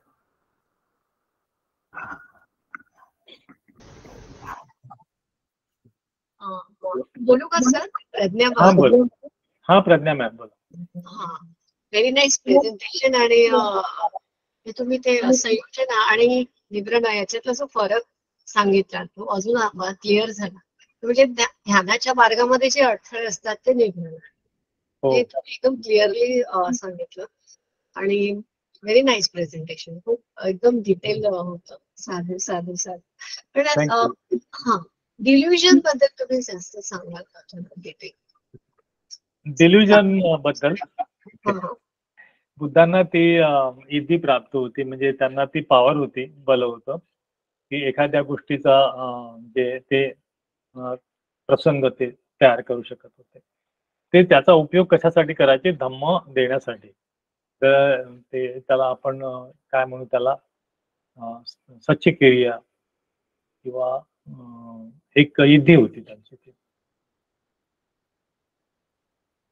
ज्यावेळेस अंगुलीमाल त्यांच्याकडे मारायला आला होता त्यावेळेस सुद्धा त्यांनी त्या इद्दीचा वापर केला होता. आणि तो अंगुलीमाल त्यांच्या मागे तलवार घेऊन धावत होता, पण बुद्ध त्यांना सापडत नव्हते. आणि त्या ठिकाणी तिथे राहून बुद्धांनी त्या इद्दीचा वापर करून त्याचं मत परिवर्तन केलं. तर एवढंच सांगेल मी त्याबद्दल. Thank you sir.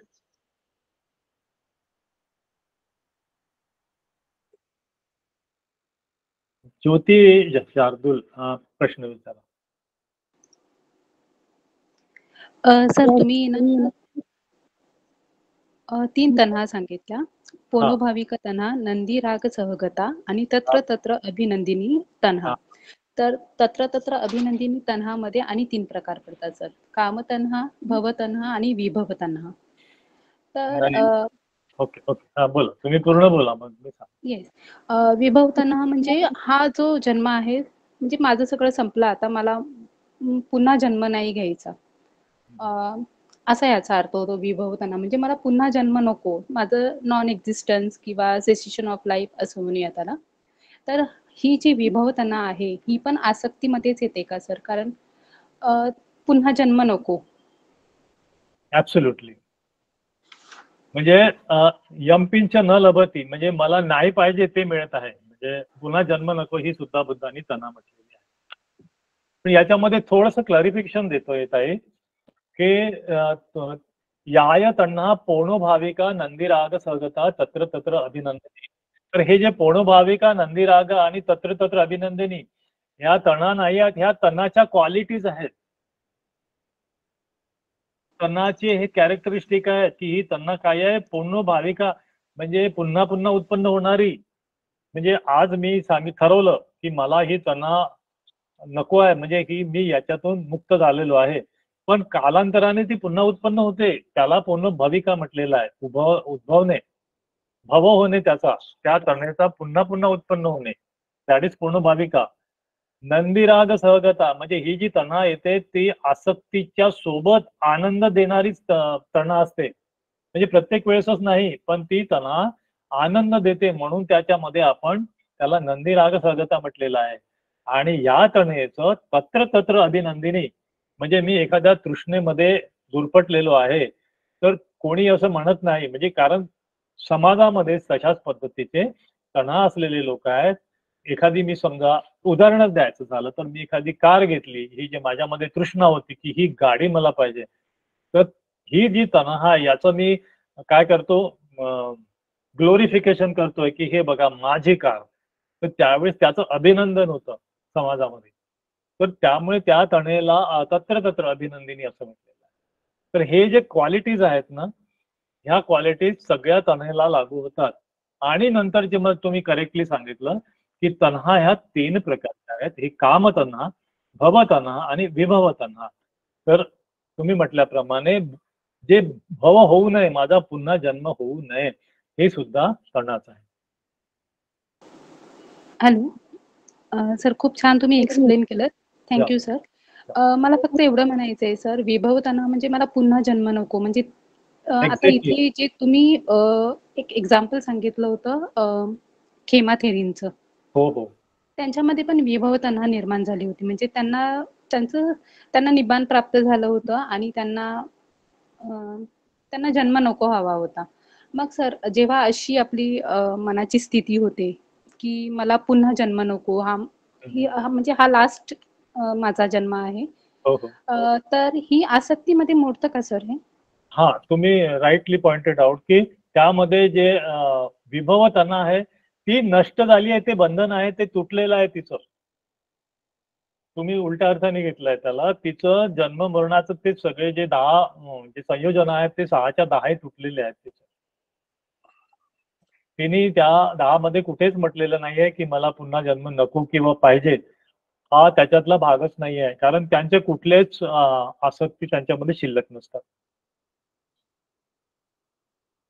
आणि आपल्यासारखे जे कॉमन म्हणजे पुथुजन आहे त्यांच्या बाबतीत जर विचार करायचा झाला, तर विभव तन्हा जर एखाद्या व्यक्तीच्या मनामध्ये तशी मनाची स्थिती झाली की विभव तन्हा म्हणजे हो. पुन्हा जन्म नको, तर हो. ती आसक्तीच मानायची की ते Yes.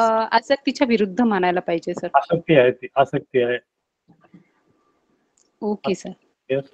जन्म थँक्यू मरण सो मच. नको, आता नको येर झाल, हे जे म्हटलेलं आहे ना संतांनी, तर हा, हे पण त्यांना आहे की मला जन्म मरण नको आहे, कारण त्यांना दुःख कळलेलं आहे. पण नको आहे म्हणजे ही एक सुद्धा तणा आहे की मला पाहिजे, मला ते नको आहे तरी पण मला मिळत आहे, ही पण तणाच आहे. Okay sir, thank you so much sir.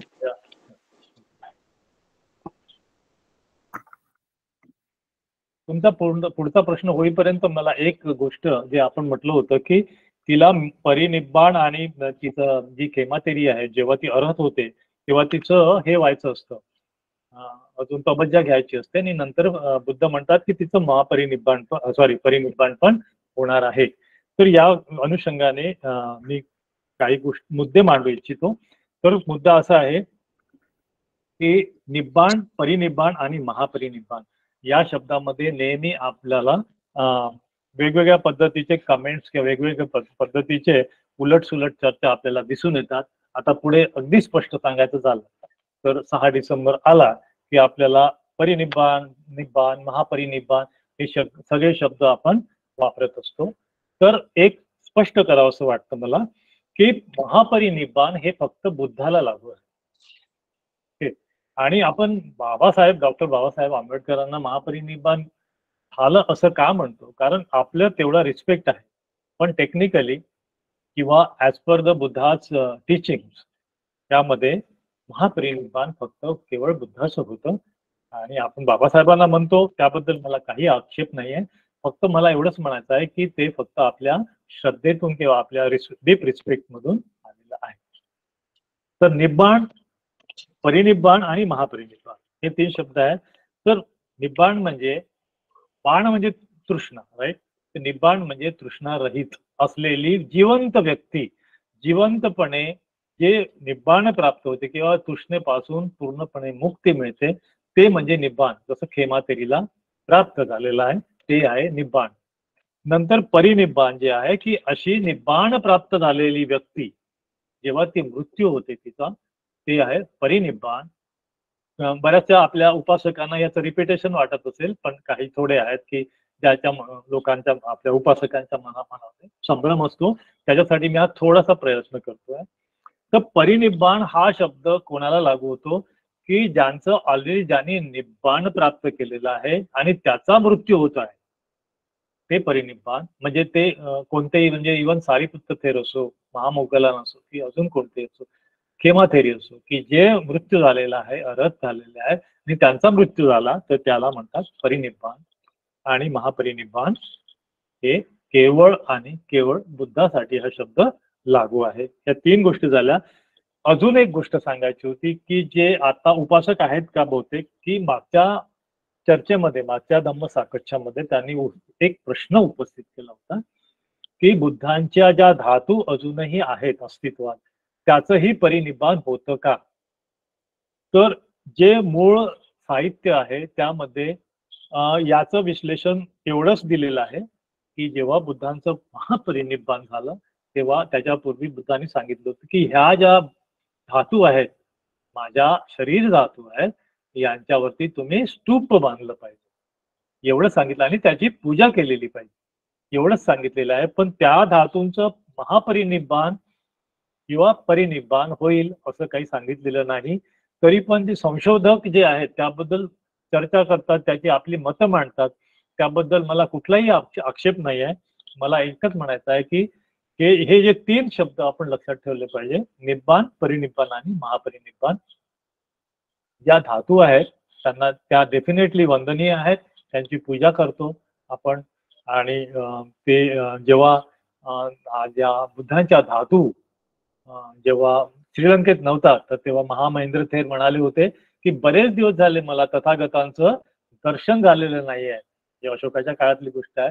तेव्हा मग राजा म्हणतो की तिथला जो राजा असतो तो म्हणतो की तुम्हीच तर म्हटलं होतं की बुद्धांचं तर महापरिनिब्बाण झालेलं आहे आणि आता म्हणता की बुद्धाचं दर्शन पाहिजे. त्यावेळेस महेंद्र थेर सांगतात की जे बुद्धांच्या धातू आपण मागवूया भारतातून आणि त्या धातू म्हणजे त्या धातूंचं दर्शन म्हणजे बुद्धांचं दर्शन आहे माझ्यासाठी. एवढंच त्याबद्दलचं स्पष्टीकरण आपल्याला घेता येईल. थँक्यू. जय भीम, नमो बुद्ध आहे सर. जय भीम दिलीप. वास्तविक तर माझ्या प्रश्नाचं उत्तर तुम्ही देण्याचा प्रयत्न केला, परंतु थोडंसं अजून मला ते स्पष्ट झालेलं नाहीये की आपण आता खेमा थेरींची गाथा ऐकताना तो एक प्रश्न उपस्थित झाला की त्या प्रवजित नसताना पण अरहंत झाल्या, परंतु आपण बाकी याच्यामध्ये पाहतो की सर्व भिक्खू म्हणजे प्रवर्जित असताना नंतर ते अरहंत पदापर्यंत पोहोचतात. तर ह्या 2 घटनांमधला जो फरक आहे आणि नंतर तथागतांनी सांगितलं की खेमा थेरींना पण त्यांना प्रवजित व्हायला पाहिजे, तर जरा ही गोष्ट जर ह्या 2 गोष्टी समजावून सांगू शकता का? हो हो हो, नक्की नक्की. तर म्हणजे प्रवजित झाल्यानंतरच ते अरहत पदाला पोहोचतील असं काही नाही आहे. बुद्ध स्वतः तर प्रवजित नव्हतेच ना, बुद्धांनी स्वतःच अरहत पद प्राप्त करून घेतलं होतं. तेव्हा तर ते प्रवज्याचा काही प्रश्नच नव्हता. ते तर एक संन्यासी होते आणि ही वाज म्हणजे स्वतःच तो धम्म शोधून काढला त्यांनी आणि स्वतःच अरहंत झाले. तर प्रवजित होणं म्हणजे संघात घेणं हा एक भाग झाला आणि प्रवजित नसताना सुद्धा तिचं परिनिब्बाण झालं असतं, कारण ती ऑलरेडी निब्बाणाला पोहोचली होती खेमा थेरी. पण बुद्धांनी त्यांना सजेस्ट केलं की या खेमा थेरीला संघामध्ये घ्या. एवढंच या गाथेवरून दिसतं आपल्याला. सर, असं नाही का की तथागतांनी धम्म शोधला म्हणून त्यांच्यासाठी तो अपवाद झाला, परंतु तथागतांचा धम्म पालन करणाऱ्या नंतरच्या सगळ्या लोकांसाठी म्हणजे प्रवर्जित होणं हे आवश्यक आहे का? ते तथागतांसारखं देखील म्हणजे ते प्रवर्जित न होता पण अरहंत पदापर्यंत पोहोचू शकतात? मला हे विचारायचं होतं. हो हो, पोहोचू शकतात, नक्की नक्की. मला आता एक्झाम्पल आठवत नाही आहे, पण विदाऊट म्हणजे संघामध्ये न येता पण बरेचसे लोक याच्यामध्ये अरहत झालेले आहेत. Okay sir, thank you sir, thank you very much. हा, जय भीम, नमो बुद्ध आहे सर. फार साधू सर. खेमा भिक्खुनी संदर्भात तुम्ही ते सांगितलं की राग पहाय, दोष पहाय आणि मोह पहाय. तर ते मोह जो पाहायचा असतो तो म्हणजे फारच बारीक असतो मोह. तर त्याला म्हणजे कशा पद्धतीने मोहाला थोडं जास्त आणखी इलॅबोरेट करून सांगू शकतो? म्हणजे ते त्याच्यामध्ये 12 प्रकारचे आहेत ना, ते सोमनस्स सहगत, दोमनस्स सहगत. तर मोहाला कसं पाहायचं? Thank you so much. Thank you for asking this question sir. Really I appreciate. मोह इज नथिंग बट द काय म्हणतात द डिल्युजन. तुमच्यामध्ये जे आता ते 12 प्रकारचे जे चित्त आहेत आपण जे म्हणता, तर त्या संदर्भात ते तर खूप तुम्ही सखोल जात आहे. पण एन सर्वसाधारण उपासकांना जर सांगायचं झालं की राग, दोष, मोह जेव्हा म्हणतो तर राग म्हणजे आसक्ती, दोष म्हणजे द्वेष आणि मोह म्हणजे नॉट नोईंग द ट्रूथ म्हणजे डिल्युजन, ज्याला म्हणतो की अनिच्च, अनंत आणि दुःख याबद्दलचं यथाभूत ज्ञान दर्शन नसणं. त्याचा जाणीव नसणं त्याला बुद्धांनी मोह म्हटलेला आहे. राग अनिच्छ जे 3 कॅरेक्टरिस्टिक आहेत, अनिच्छ, दुःख आणि आनंद, याचा बद्दलचं जे इग्नोरन्स आहे दॅट इज मोह. आणि अभिधम्माच्या हा सर नाही बरोबर आहे सर, तुम्ही म्हणजे मला तर माहित आहे, पण बाकीच्या म्हणजे मला तर ते बाकीच्या अनुषंगाने पण म्हटलं थोडं आणखी एक्सप्लेन केलं. हो साधू थँक्यू सर. पण आपल्याला मग त्याच्यासाठी चित्त चेतसिका आणि मग त्यांचे सोमनस्स दोमनस्स ते सगळंच अभ्यास करावा लागेल. ते मला वाटते एवढं युचित होणार त्यासाठी वेगळे प्रिपरेशन करावं लागेल. Thank you sir. बाकीचे प्रश्न आपण घेऊ शकतो. Thank you sir. ज्योती, प्रश्न आहे तुमचा? विचार. Yes sir. सर, गौतम बुद्धांचं महापरिनिर्वाण झालं आणि आपण डॉक्टर बाबासाहेब आंबेडकरांना बोधिसत्व समजतो, तर त्यांचा जेव्हा आपण उल्लेख करतो तर तेव्हा त्यांना परिनिर्वाण बोलू शकतो का आपण? परिनिर्वाण नाही म्हणता येणार, म्हणजे कारण जर आपल्याला निश्चितपणे जर माहिती असेल तर परिनिर्वाण म्हणता येईल. पण हे सगळं आपल्याला निश्चितपणे माहिती सांगणारा जो व्यक्ती असतो, अर्हत व्यक्ती किंवा त्यांच्याबाबत सिनियर असतो, बुद्धासारखा व्यक्ती किंवा सारिपुत्तासारखे थेर जे असतात, जे जाणू शकतात की हा व्यक्ती अर्हत आहे की नाही आहे, तर हे आपल्याला माहिती नाही. पण आपल्याला ते अर्हतापेक्षाही श्रेष्ठ आहेत आपल्यासाठी, त्यामुळे आपण त्यांना हे सगळे आपण जे रिस्पेक्टफुल वर्ड्स आहेत हे वापरतो. पण पण नाही वापरता येणार असं मला वाटतं. ओके सर, या संदर्भात ते महाप्रयाण झाले असे आता सध्या काही वेळा शब्द प्रयोग केला जातो. मी तेच म्हणतो, बऱ्याच पोस्ट मध्ये वेगवेगळे शब्द प्रयोग विचार केले जातील आणि आता बघा पुढच्या काळात हे सगळं विचारणा केल्या जाणार आहेत. त्यामुळे माझं स्वतःच इट मे बी रॉंग, पण आपण आपले हे शब्द जे ठरलेले आहेत एवढ्या शब्दांचा उपयोग करावा असं मला वाटतं. सर, तुम्ही एखादा शब्द सुचवाल का मग? म्हणजे आपल्याला आदराने जर त्यांच्याबद्दल बोलायचं असेल तर आपण कोणता एखादा शब्द वापरू शकतो? जर परिनिर्वाण नाही वापरता येत असेल आपल्याला, परिनिर्वाण तर नाहीच वापरू शकत सर आपण, कारण ते फक्त गौतम बुद्धांचं झालेलं आहे म्हणून. तर परिनिर्वाणच्या ऐवजी अजून कोणता आपण शब्द वापरू शकतो का? उपासकांमध्ये किंवा इतरांना विचारलं आता तर मला असं वाटत नाही. आपण जे आता जे शब्द प्रयोग करतो त्यांच्यासाठी त्याच्याबद्दल फाटे फोडण्यात किंवा वेगळा पर्यायी वाचक शब्द शोधणं मला तरी इमिजिएटली असं काही त्यात वाटत नाही.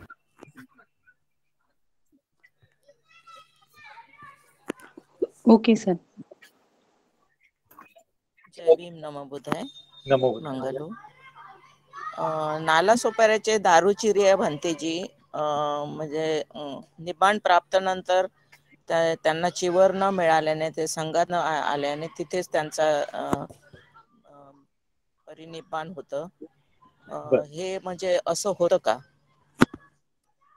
नाही, दारुचिर्य तर बुद्धांना भेटायला गेले होते आणि बुद्धांना भेटल्यानंतर ते त्यांना हे झालं, परिनिब्बाण प्राप्त झालं, अर्हत झाले आणि परिनिब्बाण झालं. सर, मी शेवटी बोलेल याच्यावर. हो हो, थोडस कन्फ्युजन आहे काही लोकांना, मी नंतर बोलतो. आपलं झालं.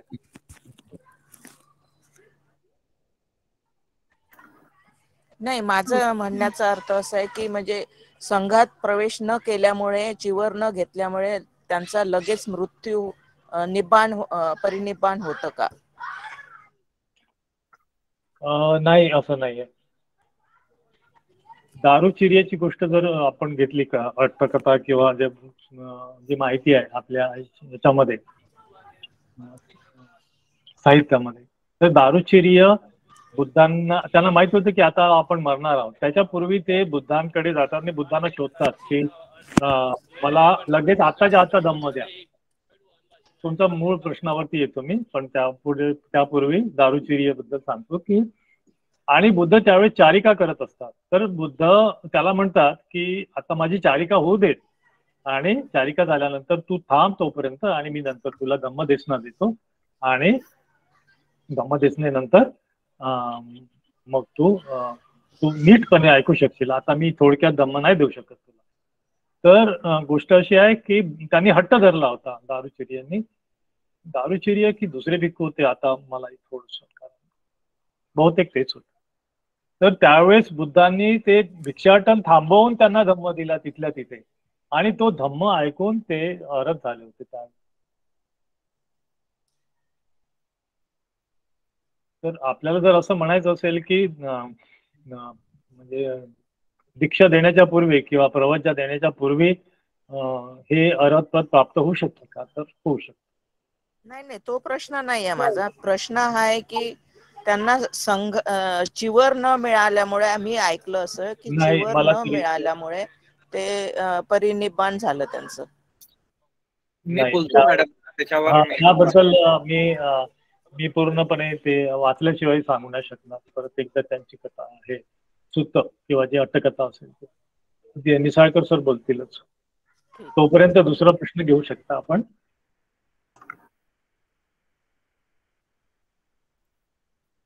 आहेत का प्रश्न? मोहन सर बोला.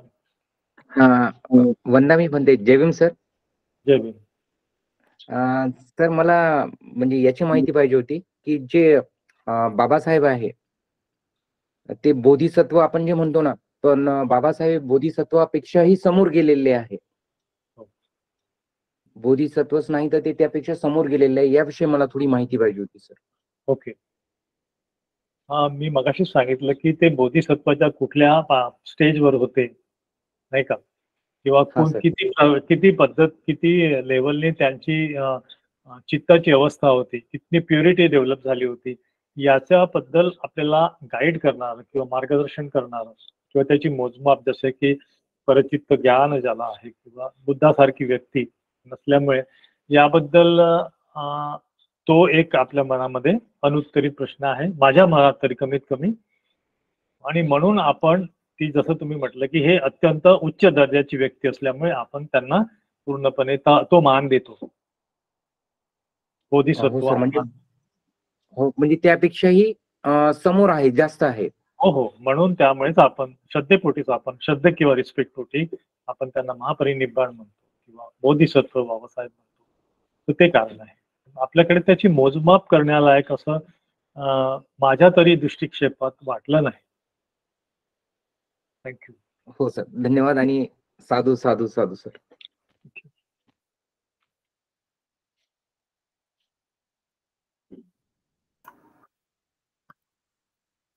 सर प्रश्न झाले असतील तर आपण निसाळकर सरांना मी विनंती करते की त्यांनी त्यांचे मार्गदर्शन करावे, 2 शब्द बोलावे. धन्यवाद मॅडम. लबाने सरांनी आजचं सेशन खूपच सुंदर घेतलं आणि प्रश्न उत्तरही खूप छान झाले. आणि आज ज्या आपण दोन कथा सांगितल्या आणि त्याला अनुषंगून ज्या 3 गाथा होत्या त्या इतक्या सविस्तर सांगितलेल्या आहे की त्याच्यावर भाष्य काही करायची गरज नाही आहे.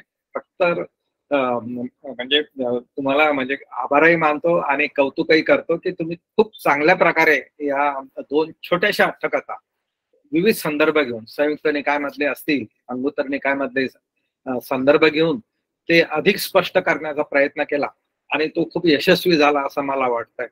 आणि तुम्ही जे काही मुद्दे त्यात सांगितले पीपीटी मध्ये, जे की ध्यानामधले अडथळे म्हणजे निवारण आहे ना, तर ते फार व्यवस्थितपणे सांगितलं. संयोजन आणि निवारण हे या दोन्ही मधले जे भेद आहेत ते खूप चांगल्या तऱ्हेनं तुम्ही सांगितले आणि आपल्या श्रोत्याने पण त्याची पुष्टी केलेली आहे की ते कन्फ्युजन दूर झालेलं आहे. आणि फारच छान अट्टकथा होत्या या. त्याला तुम्ही चांगला न्याय दिलेला आहे आणि श्रोत्यांना ते चांगलं समजलंय असं एकंदरीत दिसत आहे.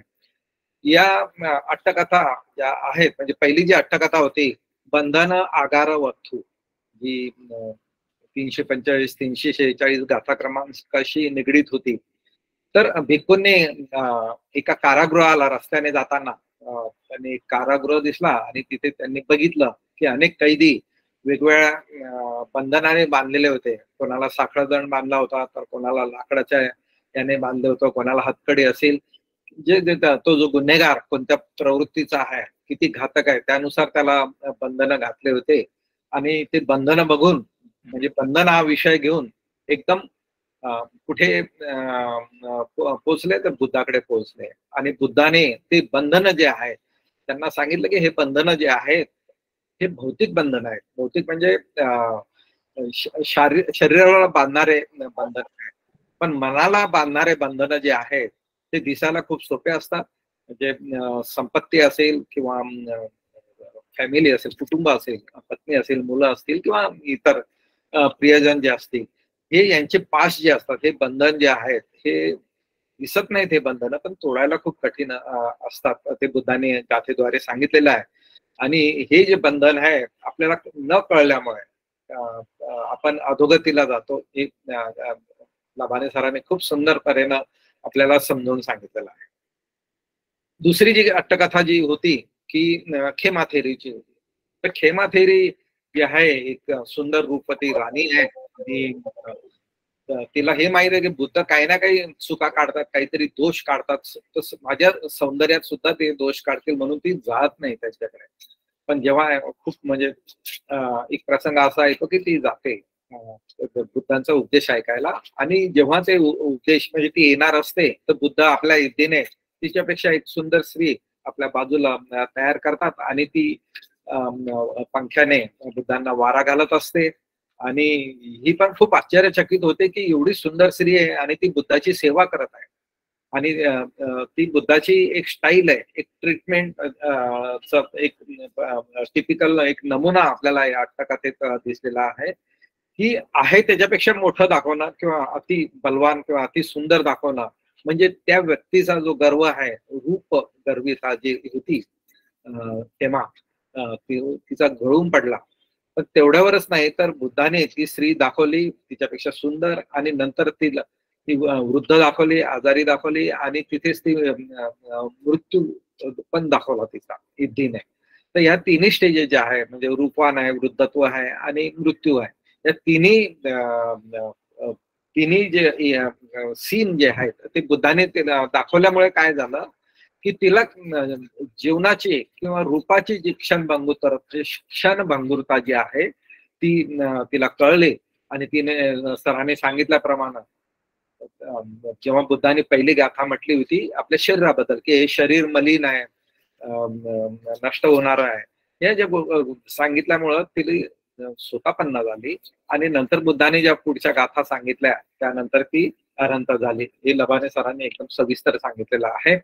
आणि म्हणजे आता या संदर्भात ज्या गाथा झाल्या किंवा अट्टकथा झाल्या त्याच्या संदर्भात जे प्रश्न विचारला गेलेले आहे, तर पहिला जो प्रश्न जो होता, एक तर स्वतःपन्न आणि अरंत जी झाली खेमातील, काय एखादी व्यक्ती म्हणजे उपासक किंवा भिक्खूनी नसलेली व्यक्ती काय अरंत बनू शकते?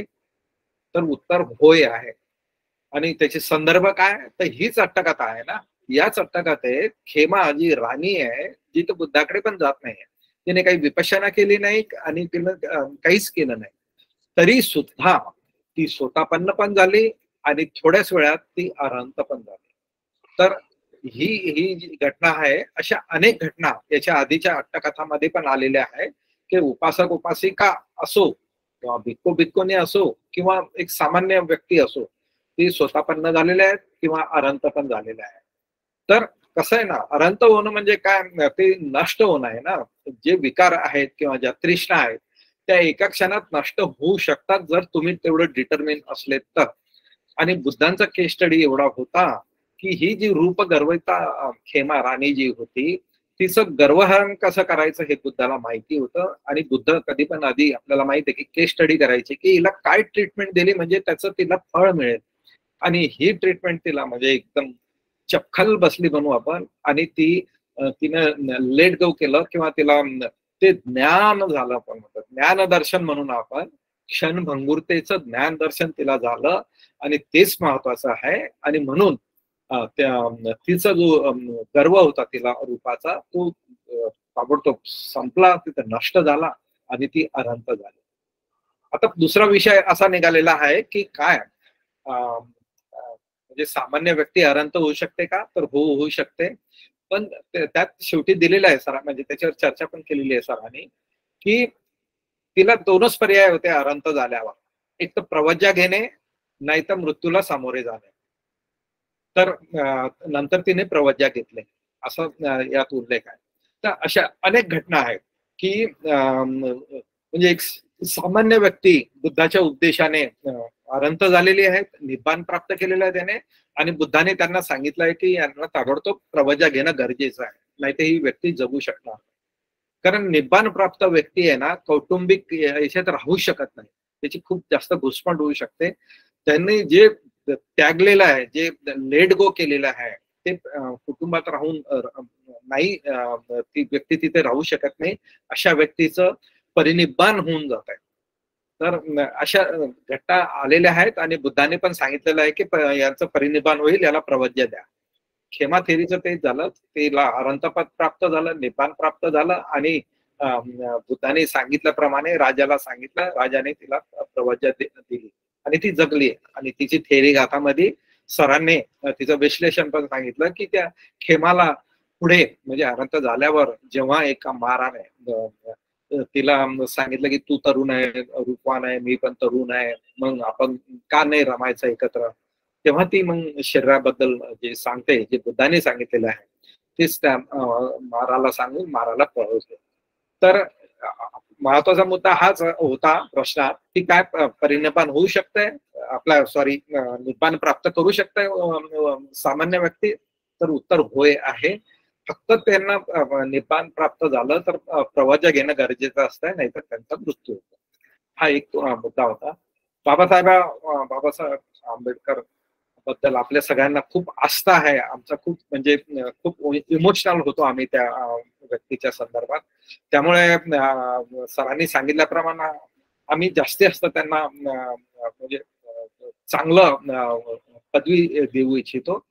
तर हिंदू संघानेच त्यांना बोधिसत्वाची पदवी दिलेली आहे आणि आपल्याला माहित आहे की बोधिसत्व 10 पारमिता पूर्ण करत करत पुढे बुद्धत्वाकडे जातात हे आपल्याला माहिती आहे. पण त्यासाठी अनेक कोटी जन्म त्यांना घ्यावे लागतात.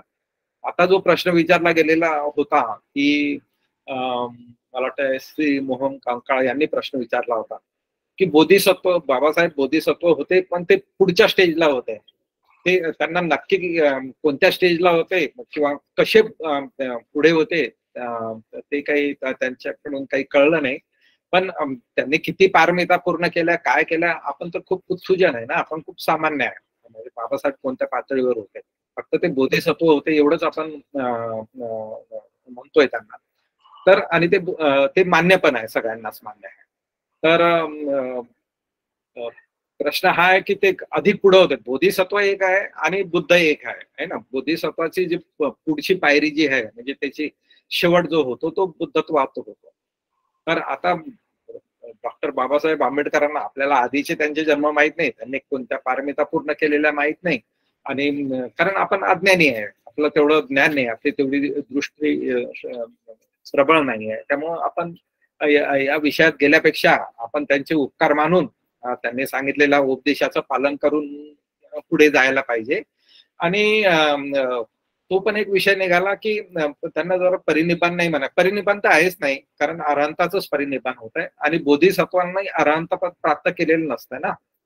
ते तर त्यांचं अधिष्ठान आहे की मला बुद्ध बनायचं म्हणून, नाही तर अरहंत तर ते केव्हाच होऊ शकले असते. कोणतेही वेसंतर जातक बघितलं तर वेसंतर जातकामध्ये वेसंतर राजा जो होता ते तर त्यावेळेसच निब्बाण प्राप्त करू शकले असते, पण त्यांचं अधिष्ठान जे होतं की मला बुद्धत्व प्राप्त करायचं आहे म्हणून ते अनंत झाले नाहीये. ठीक आहे. आणि म्हणून मग त्या बोधिसत्वाचं म्हणजे सिद्धार्थ गौतम आहे ना, त्या बोधिसत्वाचं परिनिर्वाण कधीच झालेलं नाही. ठीक आहे. परिनिर्वाण हा फक्त अरहंताचंच होत आहे, लक्षात ठेवा. म्हणून बुद्ध जेव्हा म्हणजे सिद्धार्थ गौतम जेव्हा बुद्ध झाले, अरहंत झाले, निब्बाण प्राप्त झालं आणि नंतर ते त्यांचं जे सगळ्यात मोठे आचार्य आहेत है ना, या सगळ्या कॉस्मॉलॉजी मध्ये सगळ्यात श्रेष्ठ आहे म्हणून त्यांना महापरिनिब्बाण म्हटलं गेलेलं आहे बुद्धांचा. इतरांना अरहंतांना आपण काय म्हणतो की परिनिब्बाण झालेलं आहे. जर आपण बाबासाहेब आंबेडकरांना बोधिसत्व मानत असू तर त्यांचं परिनिब्बाण झालेलं नाहीये. हा कसा आहे ना, पाली भाषेचा किंवा बुद्ध धम्माचा तो शब्द आहे, त्यामुळे तो जपून वापरायला पाहिजे एवढीच आपली माफक अपेक्षा आहे, बाकी काही नाही आहे. म्हणजे चर्चा किंवा वादविवाद तसं काहीच नाही आहे. आपले आपण खूप मान सन्मान करतो, खूप आपलं आदराचं स्थान आहे डॉक्टर बाबासाहेब आंबेडकर. आणि मग तो महाप्रयाण आहे की कालकथित वापरायचं की अजून काय शब्द वापरायचे की सुगतीला गेले असं म्हणायचं, हे तर आपण ठरवायचं आहे. आपली जी काही भावना असतील त्या आपण भावना व्यक्त करून तो शब्द वापरू शकतो. फक्त लबाने सरांनी जे टेक्निकल शब्दाबद्दल जे सांगितलंय त्याच आपण इथे या प्लॅटफॉर्मवर चर्चा करतो. आपण बाहेर जे आहे बाहेर याच्यावर आपण चर्चा करत नाही, कारण आपल्याला त्या वादात पडायचा नाही. आपला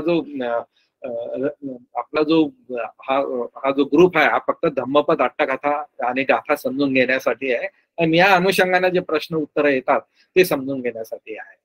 तर असे या आजच्या खूपच छान बघा आपला खूप चांगला चालू आहे आणि खूप चांगले त्यातल्या गाथा डायरेक्ट आपल्या हृदयाला मेंदूला भिडतात आणि त्यातून आपल्याला खूप शिकायला मिळत आहे. आणि आपण सर्व जण खूप त्यातून ऍक्टिव्हली पार्टिसिपेट होता, त्याबद्दल आम्हाला सर्वांना, सगळ्या वक्त्यांना, धम्मसाकच्याच्या सगळ्या ग्रुपला खूप अभिमान वाटतो आपल्या सगळ्यांचा. आपण सगळ्यांनी जे प्रश्न विचारले त्याबद्दल धम्मसाकच्या ग्रुपतर्फे मी सगळ्यांचे आभार मानतो. आणि जर याच्यातही काही असं प्रश्न असेल किंवा काय हात वर केलेले आहेत मला वाटतं 2 लोकांनी, ते चुकीने माहिती नाही, जर असेल तर एखादा प्रश्न आपण बघू शकतो. सर मी प्रश्न विचारू का? विशाळकर सर, तुमच्याकडे प्रश्न असा आहे की एखादं जर बोधिसत्व असेल तर त्याला स्वतःला कळत असते की आपण बोधिसत्व आहोत का? आणि दुसरी गोष्ट अशी की बाहेरचा व्यक्ती कसा ओळखेल की हा व्यक्ती बोधिसत्व आहे म्हणून? म्हणजे काय पात्रता अशी लागते त्या व्यक्तीमध्ये की दुसरा व्यक्ती बोधिसत्व आहे हे ओळखण्याची? नाही, अशी काही पात्रता नाहीये आपल्यामध्ये. आपण तर फारच पुथूजन आहे, इतके म्हणजे आपण त्याला शूद्र म्हणतो किंवा हीन म्हणजे खालच्या लेवलचे आहोत आपण, म्हणजे बौद्धिक किंवा चित्राच्या शूद्र. आपण त्या व्यक्तीला नाही ओळखू शकत की ते बोधिसत्व आहे. मग कोण ओळखू शकतं? म्हणजे एखादा व्यक्ती अरहंत झालेला असेल तो ओळखू शकतो? अरहंत आहे किंवा जे म्हणजे जाणकार आहे, म्हणजे याच धम्मातले जे जाणकार आहे, भिक्खू संघ जो असेल त्यात खूप उच्च प्रकारचे चित्तशुद्ध वाले भिक्खू असतात, अरहंत पण असतात किंवा अनागामी असतील, ते समजू शकतात, आपण नाही समजू शकत. आणि बोधिसत्व समजून घ्यायला तर फारच उच्च पातळी पाहिजे. म्हणजे एखादा व्यक्ती स्वतःपन्न आहे किंवा सगदागामी आहे, हा एखादा म्हणजे वरच्या लेवलचे भिक्खू समजू शकतील की हा स्वतःपन्न झालेला आहे. म्हणजे आता बुद्ध नेहमी सांगतात स्वतःपन्न झाला, अनागामी झाला. असेच बरेच म्हणजे सारीपुत्त थेर आहे किंवा महामोगलान थेर आहे, यांनाही कळायचं किंवा अनेक भिक्खू आहेत त्यांना कळायचं, पण आपल्यासारखे तर समजूच शकत नाही. मोठा विषय आहे तो, म्हणून आपण त्याच्यापासून दूरच राहायला पाहिजे. लबाने सर, काही त्याच्यावर काही ऍडिशन? मला जे सांगायचं होतं ते तुम्ही सांगितलेलं आहे. आपण त्या लेवलच्या त्या पातळीपर्यंत नाही. ठीक आहे, अजून कोणाचं काही? सर मला हे म्हणाल आहे की हे जे चिवर जे आहे, चिवराला धम्माची पताका म्हणतात, हे कशासाठी म्हणतात मग? लबाने सर सांगा. चिवराला जे धम्माची पताका असं आपल्याला कुठून संदर्भ मिळाला? म्हणजे मला तरी तसं निदर्शनात आलेलं नाहीये. सर मी वाचलोय तो कुठं, पण आता आठवत नाही कुठं. काय हरकत नाही. ऍक्च्युली पताका म्हणजे कसं ना, म्हणजे त्याचा शब्दशः अर्थ काढला तर पताका म्हणजे हे एक काय म्हणतो आपण, जसं झेंडा असतो ना तसं सजावटीसाठी पताका असते किंवा त्या संघटनेचे छोटे छोटे स्टिकर्स टाईप किंवा बॅनर टाईप हे असतात. तर त्याचा याचा तसा काही संबंध दिसत नाही. पण चिवरधारी जर भिक्खू दिसला तर हा बुद्ध धम्माचा प्रतिनिधी आहे, बुद्ध धम्माचा किंवा बुद्ध संघाचा प्रतिनिधी आहे किंवा सदस्य आहे, हे त्याच्या बाह्य रूपावरूनच लक्षात येतं. त्या अर्थाने तो शब्द वापरला असेल तर काही हरकत नाही. हो का? अरंताची पताका म्हणतात, अरंताची. नाही तसं काही नाही आहे, याच्यात नाही आहे, ते आपल्या त्रिपिटकात किंवा अट्टकथामध्ये नाही आहे तसा काही उल्लेख. हे लोकांनी काही नवीन नवीन शब्द प्रयोग केलेले आहेत, त्याला आपण जास्त महत्व द्यायचं नाही. आपण जे काही शिकतोय सध्या त्याच्याकडे जास्त लक्ष द्या. ठीक आहे, काही हरकत नाही. विश्वासजी, हा जो विषय चाललेला आहे बाबासाहेबांना आपण बोधिसत्व म्हणतो, बोला. तो शब्द म्हणजे ज्ञानाची जी उपाधी आहे उच्च श्रेणीची, ती 25 नोव्हेंबर 1956 सालापासून प्रचलित झालेली आहे ना. काठमांडू येथे भिक्खू परिषद भरली होती, तेव्हा त्या भिक्खूंनी त्यांना ती प्रदान केलेली आहे. हे बरोबर आहे ना? हॅलो. हो सर, हे बरोबर आहे ना? अच्छा, तेव्हापासून प्रचलित झालेलं आहे ना, तेव्हापासून. हा बरोबर, भिक्खूंनी उपाधी दिलेली आहे. हो, काठमांडू येथे भिक्खू परिषद झालेली 25 नोव्हेंबर 1956 साली. 1954 का? छान माहिती दिली आपण, थँक्यू. 1954 की 56? बहुतेक 54 आहे. हॅलो, तुम्ही जे सांगितले आहे 54 आहे का? अच्छा, मला डाऊट आहे, म्हणजे मला 56 वाटतंय, पण कदाचित 54 असू शकेल. मला डेफिनेट असं लक्षात येत नाही, आठवत नाही म्हणजे. ओके, पण ते एकदा व्हेरीफाय करून घ्या आपणही. मी व्हेरीफाय करतो. बरं, ठीक आहे. थँक्यू, धन्यवाद sir. Okay. Doctor Sunanda ma'am, तुमचा प्रश्न आहे का? हो, हा, मला जरा फक्त एवढंच म्हणायचं होतं की आता एक डिस्कशन झालं की चिवर हे धम्माची पताका आहे. तर मला असं वाटतं तो पताका हा शब्द योग्य नसून चिवर हे धम्माचं प्रतीक आहे असं आपण म्हणू शकतो. मे बी सर माझ्यापेक्षा सिनियर आहे, ते योग्य काय आहे ते त्यांनी सांगितलेलंच आहे, पण मला वाटतं की ते धम्माचं प्रतीक आहे असं म्हणायला हरकत नाही. पण सर आपण याच्यावर काही, एखादा व्यक्ती भिक्खू संघामध्ये आहे, त्याचं जे चिवर आहे ते त्याचं प्रतिनिधित्व करते की तो संघाचा व्यक्ती आहे, भिक्खू संघात सामील झालेला व्यक्ती आहे, एवढं म्हणता येईल. नाही, पण संघाचं प्रतीक म्हणून जे चिवर घालतात ते धम्माचं प्रतीक आहे आपण म्हणू शकतो. कारण ते आपण त्यांना बुद्ध, धम्म आणि संघ ह्या एका त्रिरत्नांना जेव्हा नमस्कार करतो त्यावेळेला संघाचं जे प्रतीक आहे ते चिवरच आहे. तर ते धम्म आणि बुद्ध, धम्म आणि संघ जेव्हा आपण एखाद्या चिवरधारीला बघतो तर आपल्या मनामध्ये जे त्यांच्याबद्दल रिस्पेक्ट निर्माण होतो तर तो चिवरामुळेच होतो. तर असं मला वाटतं की इट कुड बी धम्माचं प्रतीक म्हणायला हरकत नाही. आय मे म्हणजे माझ्या नॉलेज पुरतं मी तेवढं सांगितलं. हे प्रथमदर्शनी प्रायमा फेसी एवढंच म्हणता, कारण त्याच्यामध्ये समणकुत्तक हा प्रकार असतो की चिवर कोणीही घातलं आणि तो धम्म इमिजिएटली आपण प्रायमा फेसी म्हणू शकतो, आपण बघितल्याबरोबर की हा धम्माचं प्रतिनिधित्व करणारा व्यक्ती आहे, भिक्खू आहे. Yes sir, yes sir, thank you sir. तर हे जे 2500 वर्षानंतर बुद्ध धम्माचं आहे ना, बोधिप्राप्तीनंतर 2500 वर्षानंतर 6वी कॉन्फरन्स झाली होती म्यानमार मध्ये. आता जो विषय निघाला होता ती 1954 सुरू झाली असा उल्लेख आहे आणि ती बरेच दिवस चालली, म्हणजे 54 ते 56 असं म्हणतात. तेवढंच फक्त ऍड करायचं. बरं, सो थँक्यू व्हेरी मच, सगळ्यांना धन्यवाद. मिसाळकर सर, तुम्ही ते दारूचिर्य म्हणते नालासोपारा यांच्याबद्दल सांगणार होते ना? नाही, तो जो प्रश्न विचारला होता ना की म्हणजे त्यांनी प्रवज्ञा घेतली नव्हती ना, दारूचर्य जे त्यांना बुद्धाबद्दल जेव्हा माहिती झालं, म्हणजे त्यांना कळलं की बुद्ध पण आहेत म्हणून, म्हणजे बुद्ध आहे आणि त्यांना बुद्धाला भेटण्याचं खूप इच्छा झाली आणि नंतर ते त्या क्षणी म्हणजे बुद्धाकडे गेले आणि लबानी सरांनी सांगितल्याप्रमाणे बुद्धाच्या उपदेशाने ते अनंत झाले आणि तिथेच त्याचं परिनिर्वाण झालं. तर त्यांनी कोणताही म्हणजे संघात प्रवेश केला नव्हता आणि आपण विपश्यना म्हणू ती तशी केली नव्हती.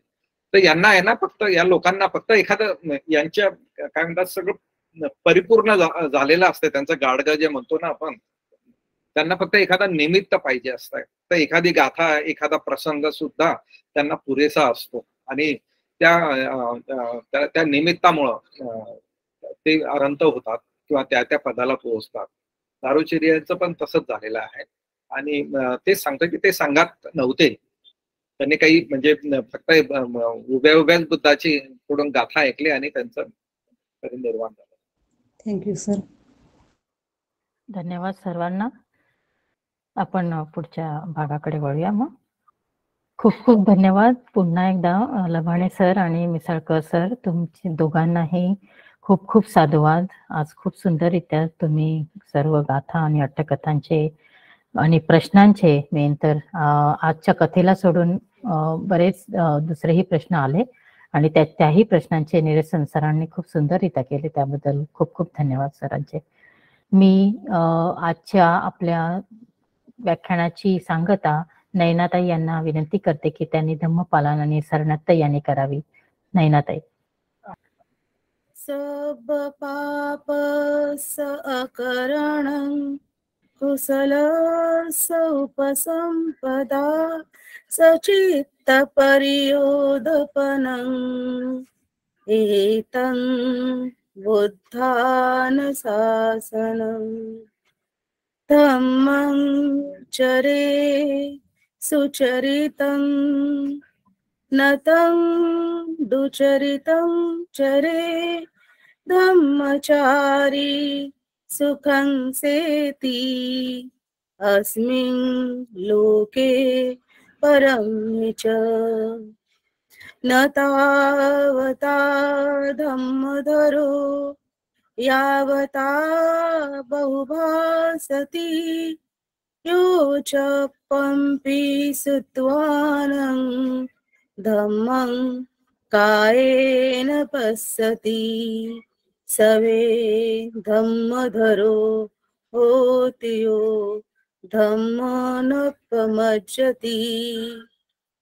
नत्थि मे शरणं अन्यं बुद्धो मे शरणं वरं एतेन सच्चवजेन होतु मे जयमङ्गलं नत्थि मे शरणं अन्यं धम्मो मे शरणं वरं एतेन सच्चवजेन होतु मे जयमङ्गलं नत्थि मे शरणं अन्यं संघो मे शरणं वरं एतेन सच्चवजेन होतु मे जयमङ्गलं नमो बुद्धाय नमो धम्माय नमो संघाय साधु साधु साधु.